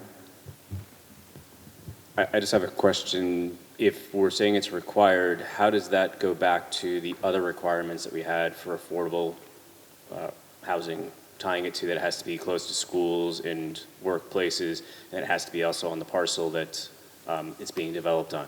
Does that put us at kind of conflict that prohibits something from being developed? It's more of a question. I'm just trying to connect the dots to make sure we're not creating a situation where we're stopping everything. Mike, answer to that. I don't think there's a conflict because when we're saying it has to be near to these other locations, it's like, well, what do we determine as near? If we're saying, well, it has to be a short walk, I don't think we're saying that. Most of the parents taking the kids to school are driving them, and all our schools are close to the highway. They're either just above it or just below it. So I don't think that that there is a conflict in that, not my opinion. Everett? I think Brian's correct. As I recall the conversation weeks ago when we were talking about the issue of having affordable housing close, it was within walking distance. Because I think I made reference just properties above the highway, and the feedback was, it needs to be close to jobs and schools, and so we are contradicting ourselves. Maybe it's inevitable, but we are contradicting ourselves. So there are two currently proposed projects in Kihei, which are in this type of zone, or are definitely threatened by flooding. One is just off of Waipuilani Road, and the other one I think is actually in the gulch itself, they want to build. And that just does not make sense. I mean, it may be close to things, but it's going to be underwater. Is that really the right thing to do? I mean, just because people can't afford other housing? I'm not suggesting that we don't make this required. I'm just saying, I'm asking the question that I think it's in conflict of our others that we made a requirement of. So we might want to go back to the other ones to reevaluate those. I'm not saying that I'm opposed to this being required. I just think that we're creating a bit of a conflict for ourselves. Everett? I agree with you completely. I also support this, but I think we need to go back and revisit our prior policy that we approved.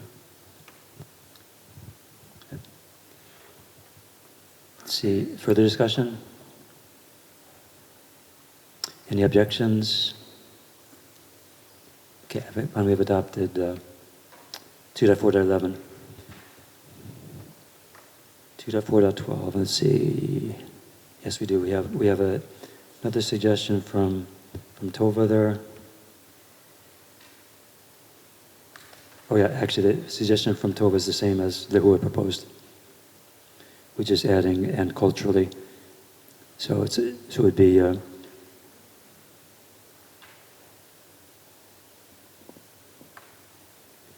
it'd be environmentally, let's see.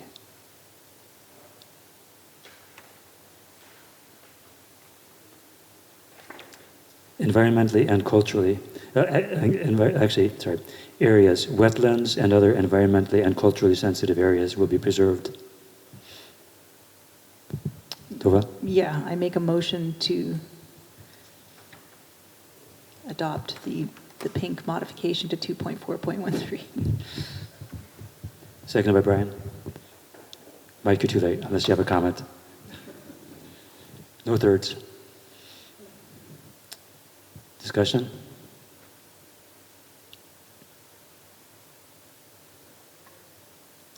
I'm sorry, Everett? And questions. I mean, areas is pretty broad. I don't know how, I mean, is that a parcel? Is that within the so many feet of the shoreline. That's one observation. And the other is, who decides what is culturally sensitive? Is that the Cultural Resource Committee? I mean, who makes that determination?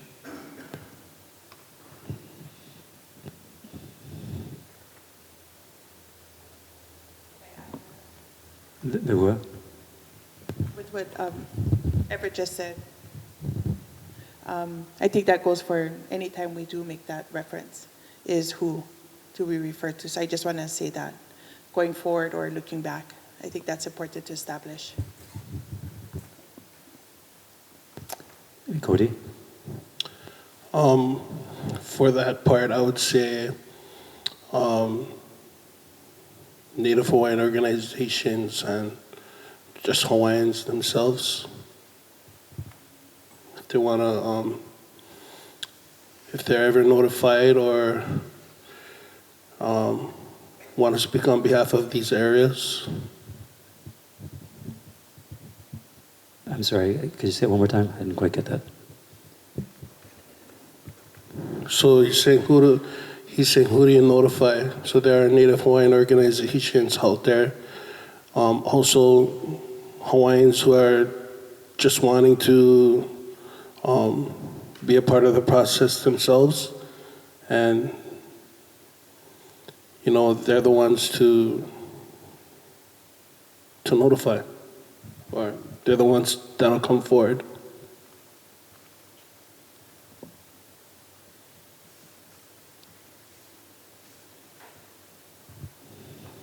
I can't answer that question, but I think that the goal of this is wonderful. I mean, protecting, preserving open space areas as important assets of the region. That's basically the gist of it. Brendan? Yeah, I think, so what Everett brought up, so this kind of triggered on the cultural overlay bill.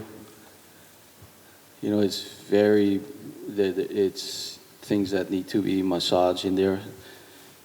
Something similar to this. We're talking buffers, areas, you know, and, you know, we could put NHOs in there or some group or cultural lineal descendants from the area. I'm not sure. But this is something really we have to lock in good. Because when I see this, the cultural overlay bill, it needs work. And it's kind of related to what Everett brought up. And we okay with this. It's just got to figure out like a template, you know, or general saying from here on, we have to identify, you know, who the culture guy is going to be.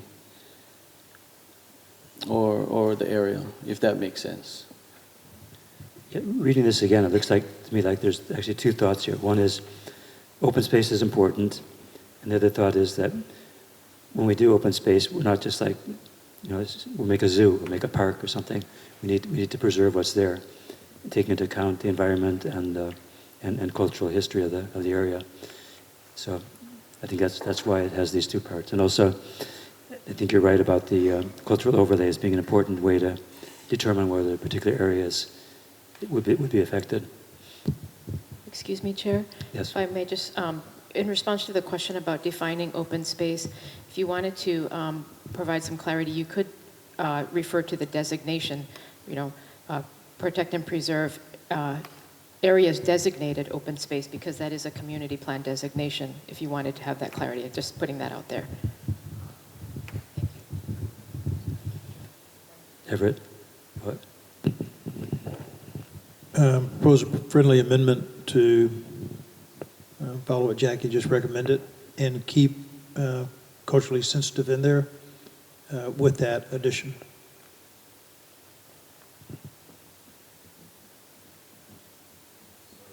There was no original motion, I think, so that will be the motion, and then we need a second. Well, actually, did you make the motion? You made it, okay, okay. Okay, so the question is do you accept that change? Designated open space. Okay, further discussion? Okay, any objections to adopting? Oh, I'm sorry, Daniel? Yeah, for when I was looking at the open space, I was actually thinking of what is going to be designated open space in the community plan. So that was what I had in mind. So I concur with the new language. Okay, any objections to the revised 2.4.12? Let's see, we have it there, designated, okay. I find we have adopted 2.4.12 with those changes. 2.4.13. So here we have another suggestion from Tova, which adds permaculture as one of the design practices, and also requires rather than encourages management of flows. So I'll read it as in Tova's proposal. Require the implementation of low-impact development or permaculture design practices in developments in South Maui to reduce stormwater runoff and protect water quality. Require management of flows that are greater than the 5-year storm event to retain, filter, and sink as much stormwater and remove pollutants through low-impact design or permaculture design as feasible on site. Everett? It sounds really positive. I just have a question for the director. Do you think the 5-year storm is the right definition? No. So again, low impact development as kind of a silver bullet requirement so that there's no flexibility. I mean, that's like saying everybody drive cars, nobody can drive one truck. Everybody drive bikes, no one drives any motor vehicles anymore. If a property has enough space to manage their stormwater, I don't think they should be required to do low impact development because the end result is the same of managing the stormwater. Currently, developments have to the drainage rules require that new developments retain their increase in runoff. And that a quantity of runoff is based on the site size. So I believe the threshold is, I don't know exactly, it's somewhere at 10 to 25 acres between a 50-year storm and a 100-year storm. Typically those stormwater improvements catch everything, and so they do effectively not only mitigate their increases, but they mitigate their existing runoff up to those 50-year storms. So I guess in that sense, the 5-year storm is fine because it's way below what the current standards require. Thank you. Do we have a motion?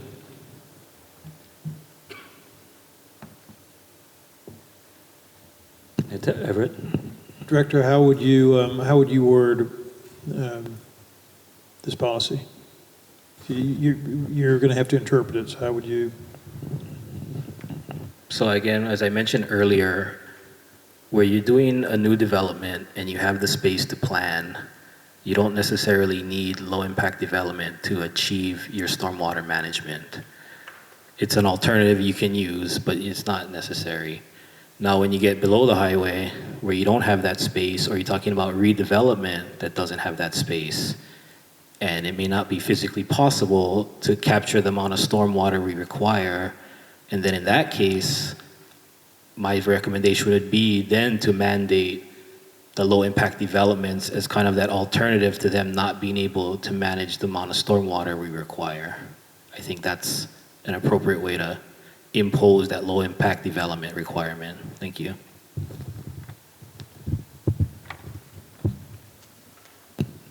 I make a motion that we require the implementation of low impact development where appropriate. Or matter of fact, I would put where appropriate after permaculture design practices. So require the implementation of low impact development of permaculture design practices where appropriate in developments. So that was a motion. Is there a second? Brian seconds. Discussion? Tova? A clarifying question for Jordan. So Jordan, in these sites where there's the ability to manage all stormwater within the footprint, do those practices that would come into play ever require, or would that be accommodated through connection to an existing stormwater system?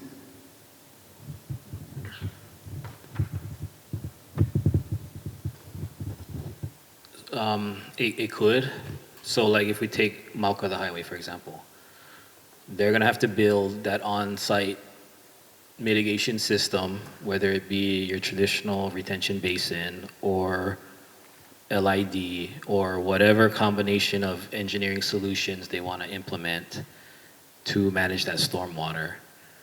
Now, based on the size of the storm they're required to manage, ultimately there's going to need to be an outfall into the natural drainage way. And whether that natural drainage way ends up in the county system or some other system depends on what the surrounding conditions, will require. So I guess that's, to get at it the other way, the direct way is some of the stormwater practices now don't include the treatment requirement. And I think that the intent of this is... That's not correct. But if anything is connecting to a storm drain system, there is no treatment in Kihei once it connects to that. Yeah, so again, every storm system has its capacity. So even LID, once they reach their capacity, they're gonna flow off the property and carry whatever's in them. The county has both construction and post-construction BMPs for both stormwater flows and water quality. So there is requirements to manage water quality discharged off development sites currently. And the traditional method is a basin because it does both collect the volume and collect the sediment. Great. So if I'm understanding you correctly, there is treatment happening, so it's still the choice. I mean, because I think that's the appeal of LID is it increases the level of pollution reduction that happens.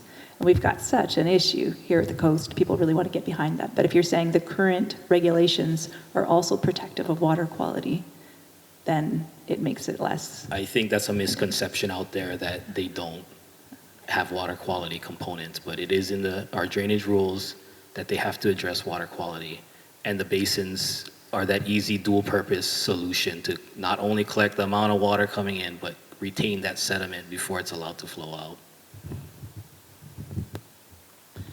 Could we get that where appropriate there, because that's part of the motion.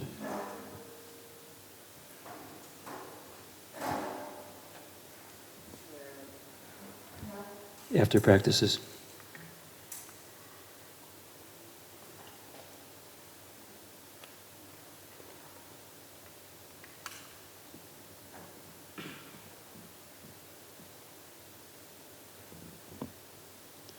So that's the motion. Do we have further discussion? Daniel?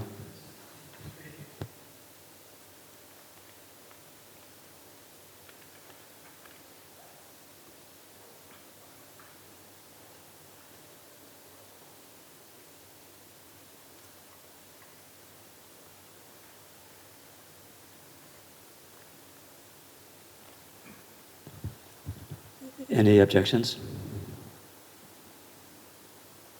Okay, I find we have adopted 2.4.13. Actually, is that right? Yes. And then let's see. 2.4.14. So, Tova comments, move it to park section. I'd also made that comment. Seems like it's more of a parks thing, but it doesn't mean we can't adopt it. It could be adopted and then move to that section. Because we already went through that park, so.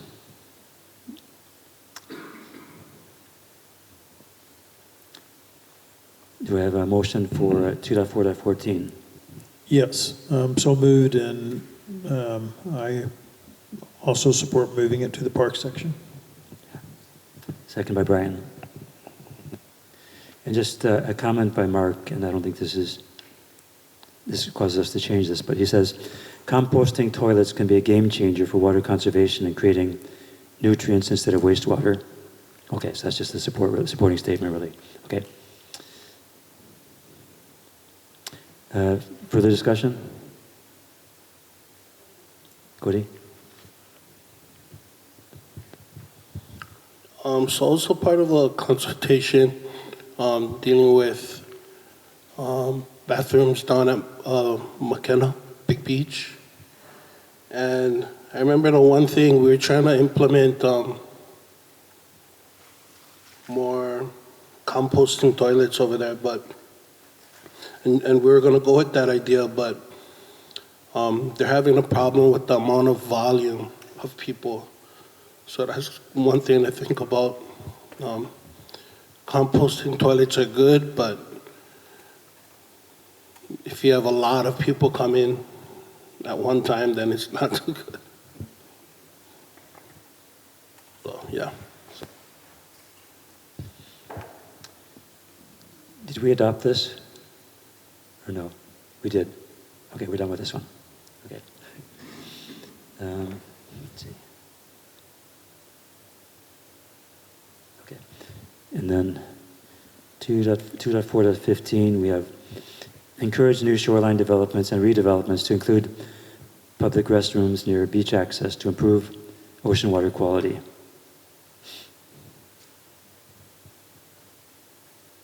Cody? So I had a question on this one. How does public restrooms improve ocean water quality? Tova has the answer. Guess what's happening when there is no restroom by the water? Yup. I kind of suspected that. So how do we mitigate the runoff situation? Like how do we mitigate the cesspool or any of the bacteria getting into the ocean? These are some of the same issues we're dealing with when we were having that consultation about the bathrooms at McKenna. And over there is one of the most pristine qualities of water. So what is worse, Dora? When I read this policy, it includes the notion that those restrooms would be done in such a way as they're not creating deleterious environmental impacts. They would either be sewered or have some other system. I mean, I am just assuming that because the focus is improved ocean water quality, whatever system put in would not compromise water quality. But if you feel like it's not clear in the language, if you have a proposal for making it more clear. Cody? Okay, do we have a motion? I'm sorry, Mike? I have to question, we're talking about shoreline development. Haven't we decided we don't want to develop along the shoreline any longer? That the shoreline projects that we have are already in trouble, or will be in trouble shortly. So, I mean, to say what we're going to do with them, it seems to me like we shouldn't even be discussing this. I thought we were going to prohibit further shoreline development. We're talking about the retreat. So I'm not quite sure where this is going. This could be the new shoreline above South Kihei Road. Just kidding. Kyoki. Sorry, Vernon's first. Director. So it's just my observation. So it's South Kihei Road. sewer kind of need upgrade, right? There's always, and with sea level rising, and especially from below. Is that a fair assessment? Because they're doing work down there by Maui coast. And then there's projects coming up where they have to change some of those lines or upgrade those lines. So the picture that I have is we're going to put back knowingly in the future, not too far down the road, that those lines going to be infiltrated or impacted somewhere somehow, and then it's going to leak or whatever is going to happen because they're old, yeah.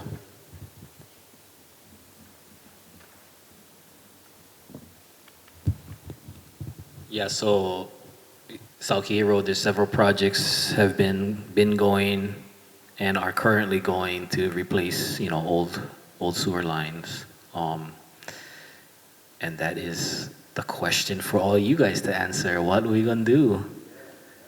And how long we gonna, or when we gonna actually act on this? Because there's a lot of people that South Kihei Road and its facilities service currently. You cannot just turn off the switch. Yeah, and so that's, that is kind of the challenge facing this plan update is, what does that outlook for, South Kihei Road in particular look like? Keoki. Just going, sorry, I know this was a good question, Vernon, but just going back real quick to Cody bringing up Makena.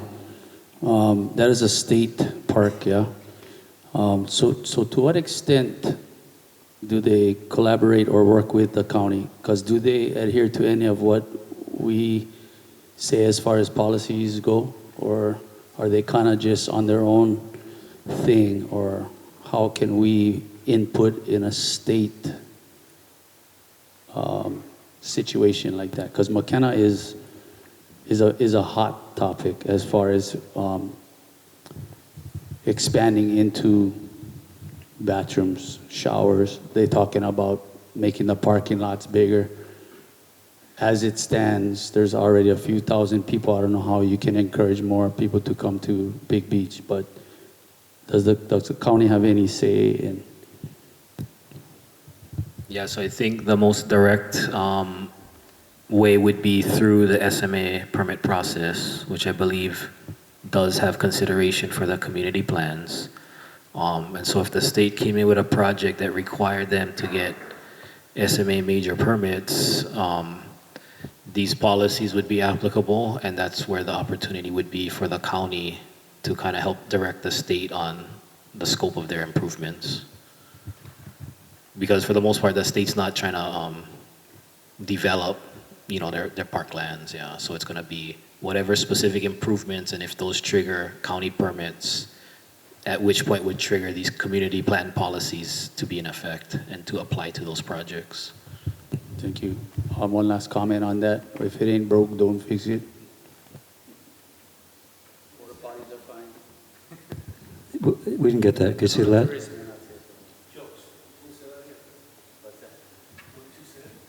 No, I said if it ain't broke, don't fix it. I mean, I spent years working down there, and yeah, the visitors grumble about porta potties, but they're provided. They're provided. I mean, you're talking about building showers and bathrooms in between wetlands. A lot of people don't realize there's like 3 or more prominent wetlands there. So we got to be really, really careful what we accept and don't accept. Thank you. Cody? Yeah, I just wanted to add on that too.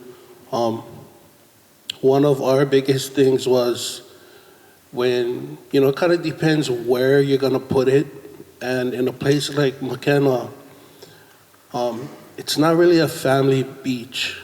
It's, I've seen people walking there with snorkel gear on a really big day, and families walking in there, and I'm just kind of like, what are these guys doing, you know?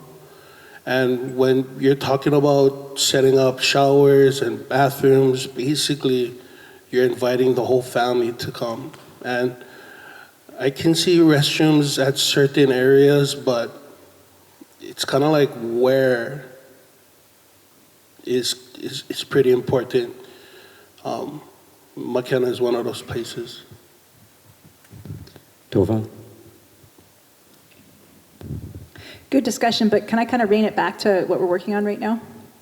So our goal is Maui watershed management, and I'm pretty sure the reason that there is a policy proposed here about adding more bathrooms is because when you look at the threats Maui, it includes untreated sewage getting deposited in the bush by people who do not have anything else there to use.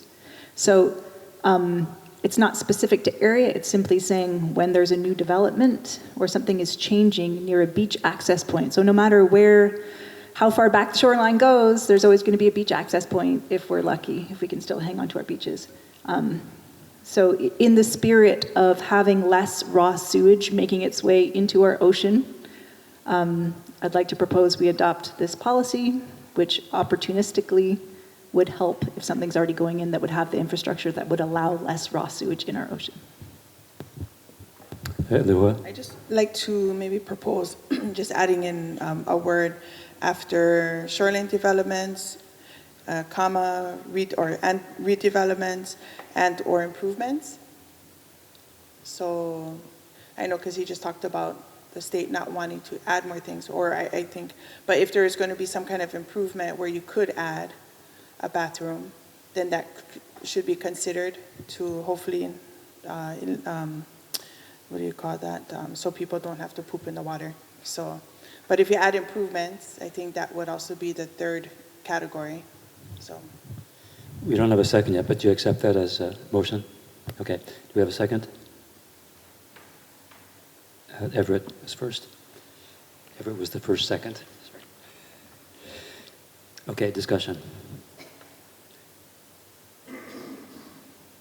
Improvements, okay. Okay, any objections? Fine, we've adopted 2.4.15 with that change. So we have a few proposed additional policies. One is in Tova's handout.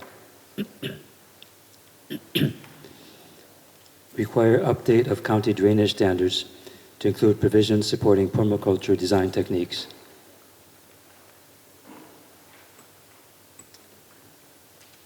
This would be an action.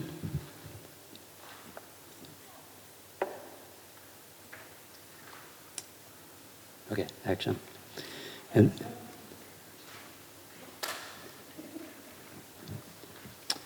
then I had written a while ago, and this is based on the two studies that Mark Deco shared with us.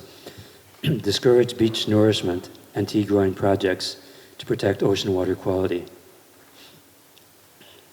This is based on the newest science. This is from the National Fisheries on the impact on fisheries and coral reefs of beach nourishment and tea growing projects. It's a new one.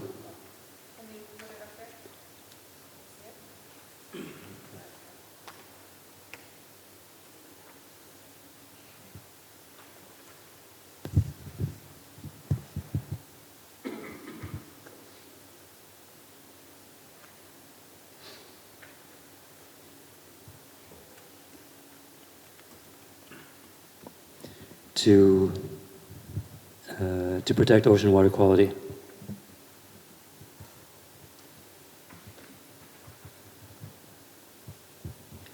Cody? Before we go into this one, can we go back to 2.4.15? And I want to object to that one.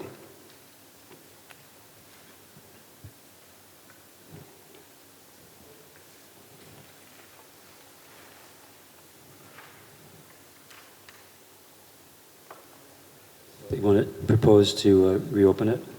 Yes. Okay, is there a second? second by Kyoki. Okay, go ahead. Oh, Okay, sorry. Okay, we need to vote first, yes. Okay, those in favor of, let's see, yeah, those in favor of reopening 2.4.15, raise your hand. And, okay, Dan Ladd says too. And those opposed? Okay. Okay. Go ahead, Cody. so I'm just going with my gut, and I see problems in the future with these bathrooms, and I see them leaking out to the ocean. I also see a lot of changes happening, people getting hurt, going to the wrong places like McKenna. And I think that topic is a big topic, and I would vote to scratch that right now.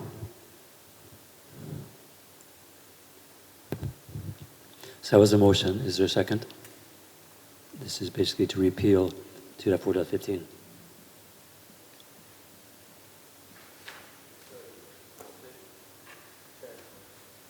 Yes, go ahead. So if we remove it, I'm trying to see if 1.4 would still kind of cover some stuff. Yeah, okay, sorry. I just needed a moment to think about it. I just kind of wanted to clarify too that McKenna is probably the last state park that doesn't have a restroom. And I was in consultation for like 3 years with the state, and we were pushing not to have restrooms and showers over there for a number of reasons. The quality of the water, and one of the biggest ones was because McKenna Beach is one of the biggest highly impacted areas when it comes to neck injuries. So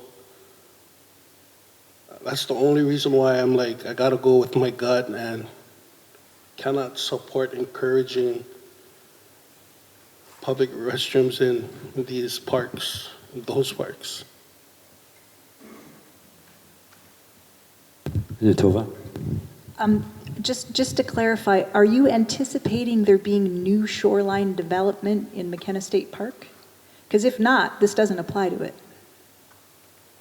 So this is saying if something is already built, those people building stuff need to help out a little bit more and make it so people have a choice other than pooping in the bushes. This isn't like go into pristine places and put bathrooms. This is like you've already got a property. Give people a choice. If your property is right next to a beach access and people have no place to go and they're going in the water or they're going on the beach, help a little. Help build a bathroom in that area or encourage that. Well, maybe I am misunderstanding it a little bit, but there are a lot of developments happening in McKenna right now, right next to Big Beach. And so, yeah, that's kind of my thoughts on it.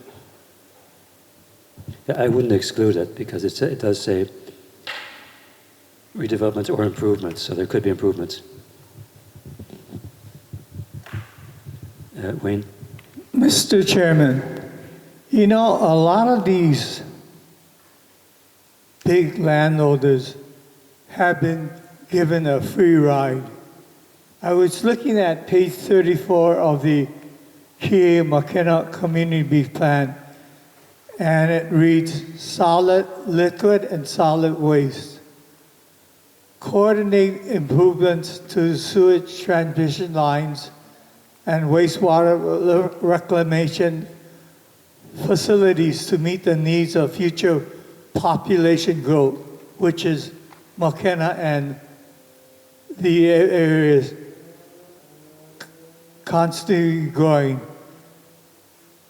The language reads, require that Wailea Resort Company and Wailea McKenna Alliance work towards a solution that would enable the Wailea sewage system to be dedicated to the county.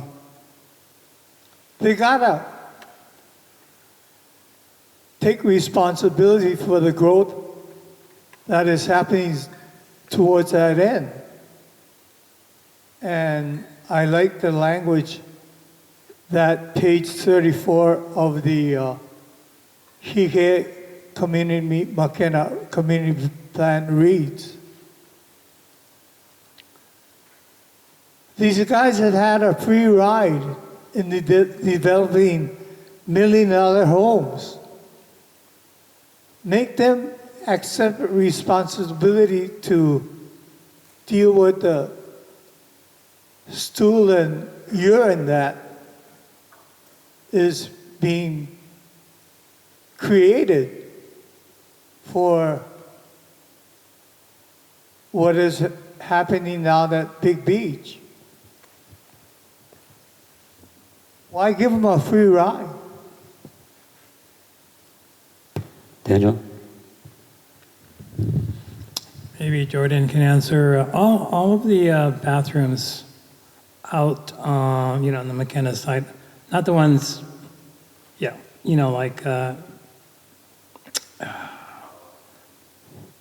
there's like 3 bathrooms I'm thinking of. All of them are hooked up to the treatment plant, to your knowledge? I believe everything from Maluaka back town side is on a sewer system. Okay, so are there... That's where the county, or the county system ends. Are there any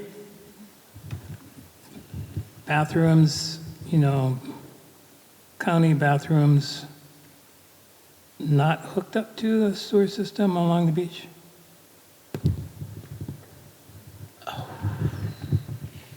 I got to believe there are, and they're likely on septic systems. One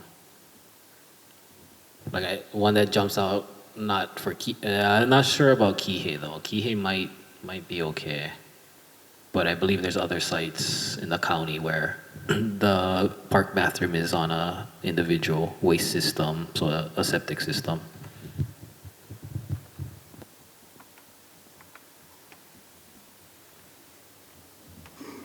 So we don't have a second for removing 2.4.15.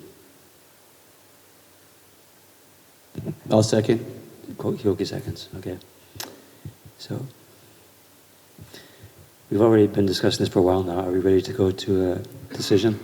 I have a question. Go ahead. For Cody. So Cody, for 2.415 public restrooms.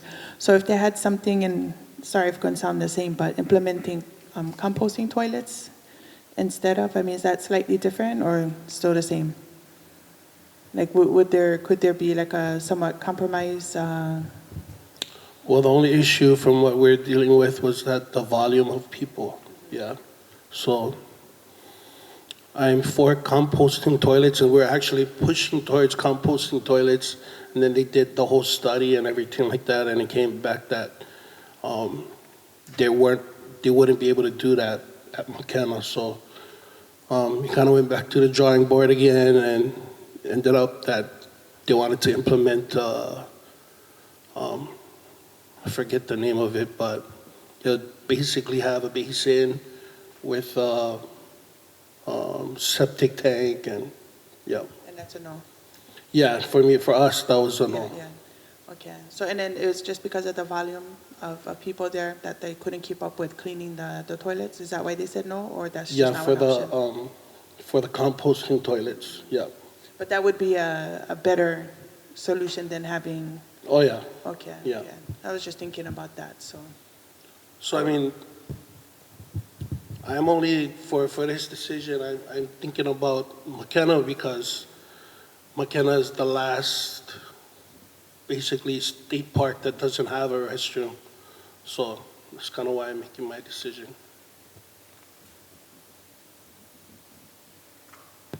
Tova? How about if we put except McKenna? So all those stretches of toilet paper that I walk over every day in North Kihei could be replaced by a toilet that flushes if it's next to a facility that has that capacity. Could we put that as an exception? Except in or, you know, the remote, or areas that are beyond the county sewer system, or something to that effect, to kind of provide that protection for the things that, I mean, I hear you. I would be worried about those things too. But I'm also worried about what I see every day where there are no facilities. So from what I can see, the county sewer system doesn't extend to, for example, Po'olena Beach Park. So if you, I don't think you want to say, I mean, composting toilets are an option for a place like that. Yeah, I mean, McKenna is, I mean, we can all agree that McKenna has a lot of people that go there. And if it was other places, I'm sure that composting toilets could accommodate a lot more. So, yeah, I would be able to do that.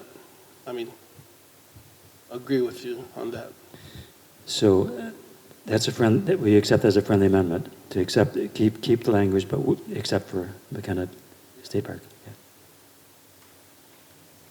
Yeah. Brian? Do we really want to exclude McKenna because we don't know where technology is going to go? We're building out for the future. So by excluding that, it'll never bring them into the loop. So I would have concerns that we're taking them out of the mix because we don't know what's going to be what future technology is going to be. Gilkey. Thank you, Brian. All good comments from everybody. Mahalo nui for all you guys, Manao. I see the issue here. This policy is appropriate for many, but not all. And I feel what Cody's feeling as far as like, just the fact that McKenna, because McKenna would be included in this, that it has to be scratched. I mean,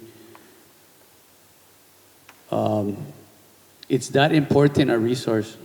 The place is pristine. The state biologist comes, you're involved with water testing. They come down there and they find nothing every time. And the walls are closing in on that region. When we go on calls at my job, it really bothers me how badly the water quality is just around the corner from McKenna Landing more north, when as a child, Kihei was pristine as McKenna. So it's a tough one. I get it. I understand what you're saying, Tova.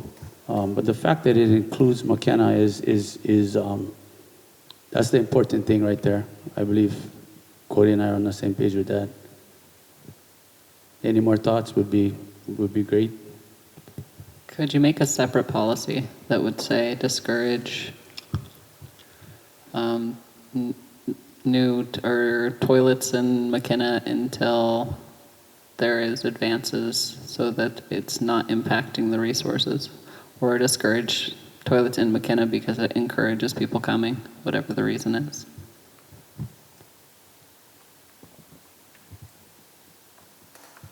Sure. Yes, Wayne. Go ahead, Wayne. Jordan, tell me the honest truth about sea level rise.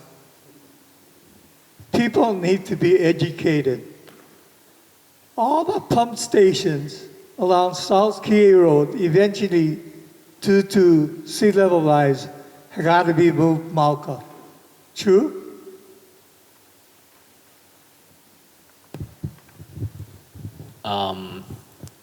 I won't say they have to be moved, but at a certain point, they're not going to be functional.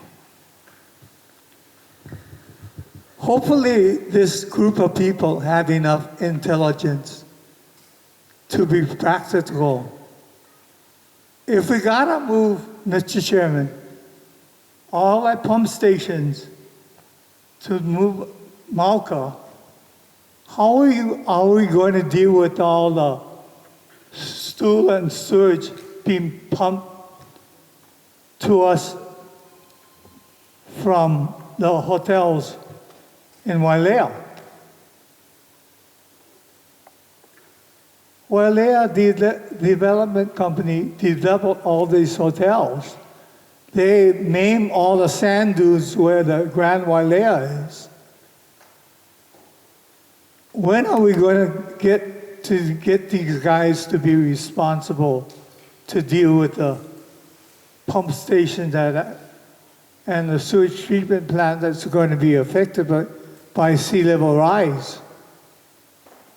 It's going to be like Lahaina. All the pipes along Honopi'ilani are rotting. We had to do that recently because they're underwater. The salt water was leaking into the sewage pipes. Where is the answer to common sense amongst Homo sapiens like us?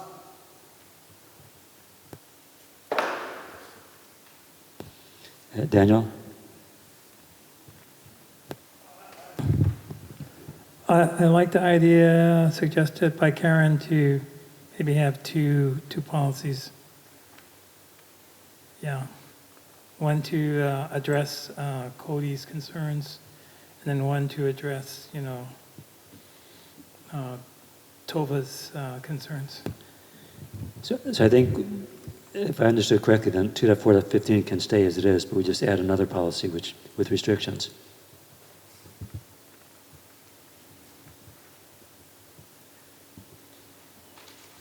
Jackie?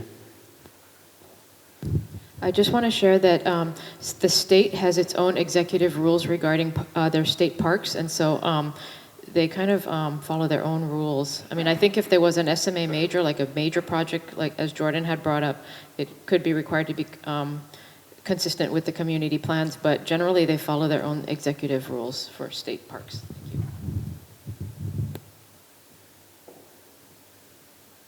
Daniel?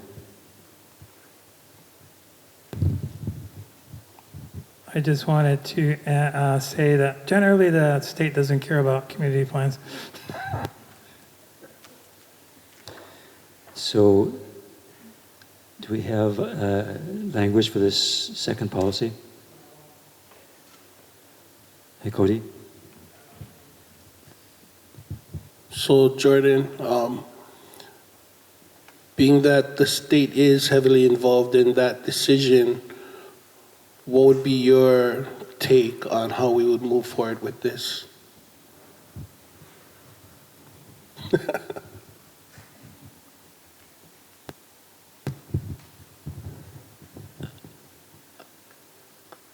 I guess maybe one question is, if we're talking about McKenna, do we want a bathroom at all?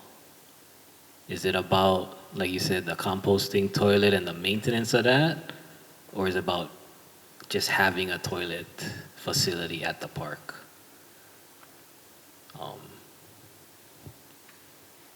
Because, there's alternates to composting toilets. You could get crazy and say extend the wastewater main all the way to McKenna, so you're piped into the sewer system. So yeah, I'm not too sure.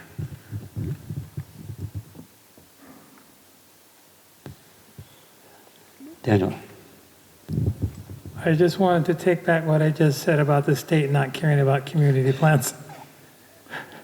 Because it's part of the general plan state. Yeah, so I take that back. Stricken from the record.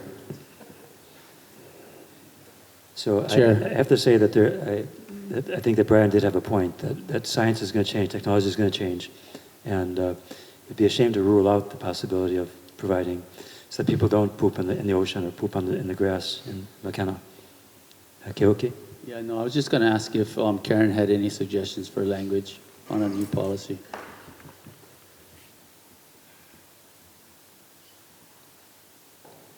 Sorry, Karen. Didn't mean to put you on the spot there, but.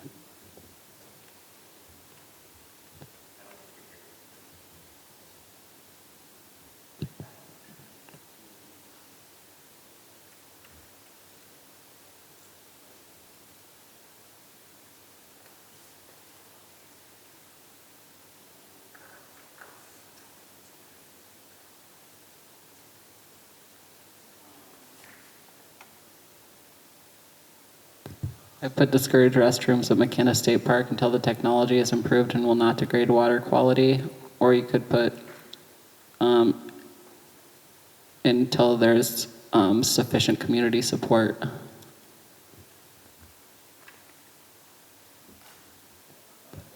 Cody's okay with that. Someone make a motion? I'll make a motion on 2.4.16. Second. Second by Kyoki. Okay.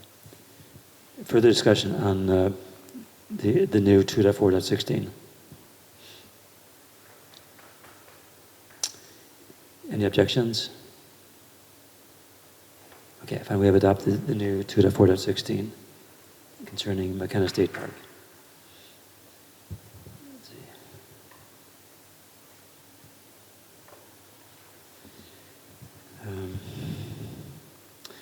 So there was a suggestion from Robin, implement and continue to update the Southwest Maui Watershed Plan on an ongoing basis starting immediately.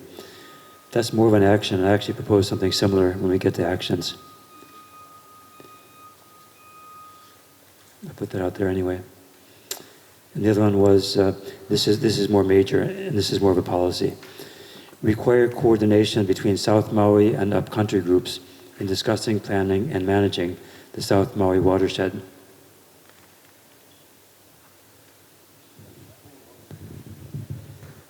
Tova? I was thinking that might be more of an action. If people liked the idea, it could be, the action could be form a committee to coordinate between South Maui and upcountry in managing watersheds and planning. I think there could be specific actions, but I think this is also a policy thing. In other words, what she is getting at, and I've heard this today from other people too, is we can't make decisions that require buy-in from upcountry without consulting with them, and vice versa. Good point. I like that. I agree that's an action, but also there was a policy, the one in blue on the bottom, that you had not voted on. You had kind of discussed discourage beach nourishment and tea growing projects to protect ocean water quality. I don't know if that was just something you wanted to let go or if somebody wanted to make a motion. We did adopt that. We did not? Oh, I thought okay, no one's proposed it. Okay. Okay, so back up again, okay. So, does anyone want to see this in the plan? Daniel?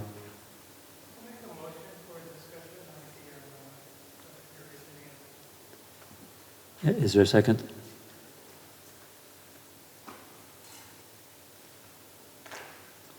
Okay, fine, that motion dies. Okay, but we do have this one about requiring coordination between South Maui and upcountry groups in discussing, planning, and managing the South Maui watershed.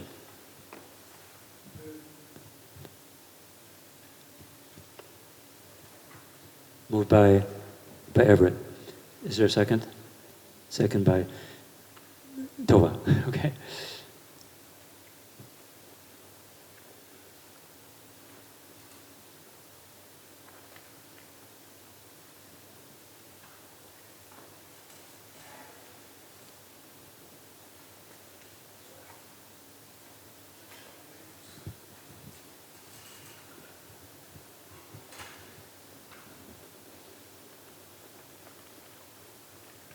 Can you repeat the language? Require coordination between South Maui and upcountry groups in discussing, planning, and managing the South Maui watershed. I mean, some people are saying there's no such thing as a South Maui watershed. On the other hand, we do have a Southwest Maui watershed plan, so. This goes back to the Ahupua'a versus planning district distinction that we discussed in the very beginning.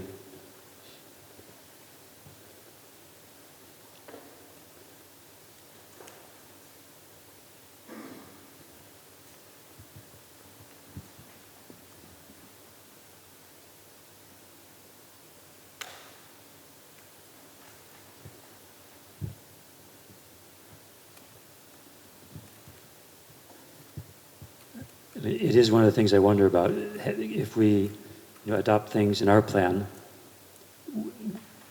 but they require buy-in from upcountry, which parts does the planning department consult? what is the guideline there? There's no process for that, really. There's no structure. Since we can't control upcountry, what do we say encourage?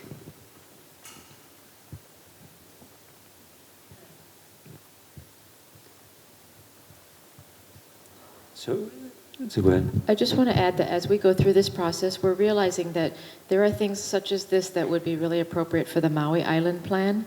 And so we are planning to start working on that one soon because we're seeing things like this that are more for the island in general. So we'll try to get those kind of things in that plan where it's more appropriate. Excellent. I'll amend my motion to say encourage coordination. So let's see, who made the motion? Who made the original motion? Me. Oh, that was Everett. Okay. So you're amending it, and you accept that amendment? Okay. Discussion. Any objections to encourage coordination between? Okay, it's up on the screen. Daniel? I'm asking if there are any objections. Okay. Vernon? Oh, I can comment? She can. So we got to use South Maui watershed. If you're going to try to reconnect with the guys upside, still in Kula, right? Unless they're going to screw everything out. I don't know.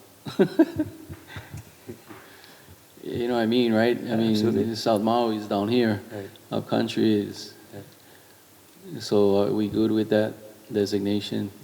Like, because now we're talking Kula, right? Yeah. How about connecting watershed? Daniel?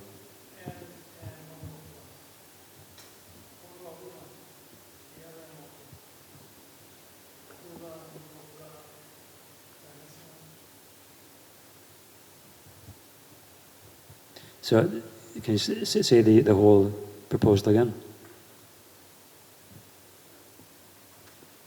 I think what Dan you're saying, like Kula and Honuaula watersheds. Okay. Do you accept that as a friendly amendment? Okay, Everett accepts that. Who was the second? Tova, okay. You accept that too? Okay. That makes perfect sense to me. Any objections? Finally, we've adopted this additional policy. And as far as I can tell, that concludes the policy proposals. Daniel?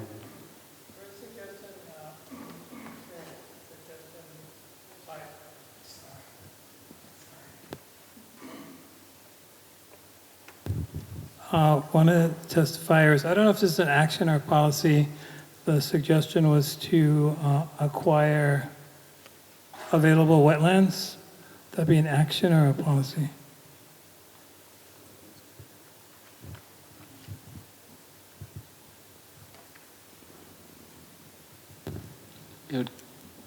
It could be a policy if you acquired them when it was going to be developed, but it's more of an action to tell the county to do it.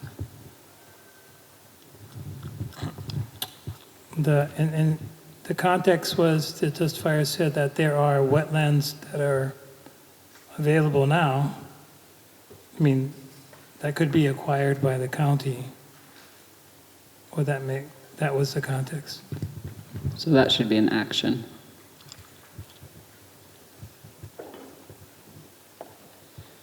Okay, so we're a little bit past 8:30, and we finished the policies, and have not started on the actions yet. I just have one more thing to say. I want to thank Jordan Molina for helping us out with all this. No, he's not the director of wastewater, but he still could answer all your questions. Those are Department of Environmental Management, which is a completely separate department. But thank you, Jordan, for being helpful in that other side of another department. So thank you. Okay. I call the meeting closed at 8:35 p.m.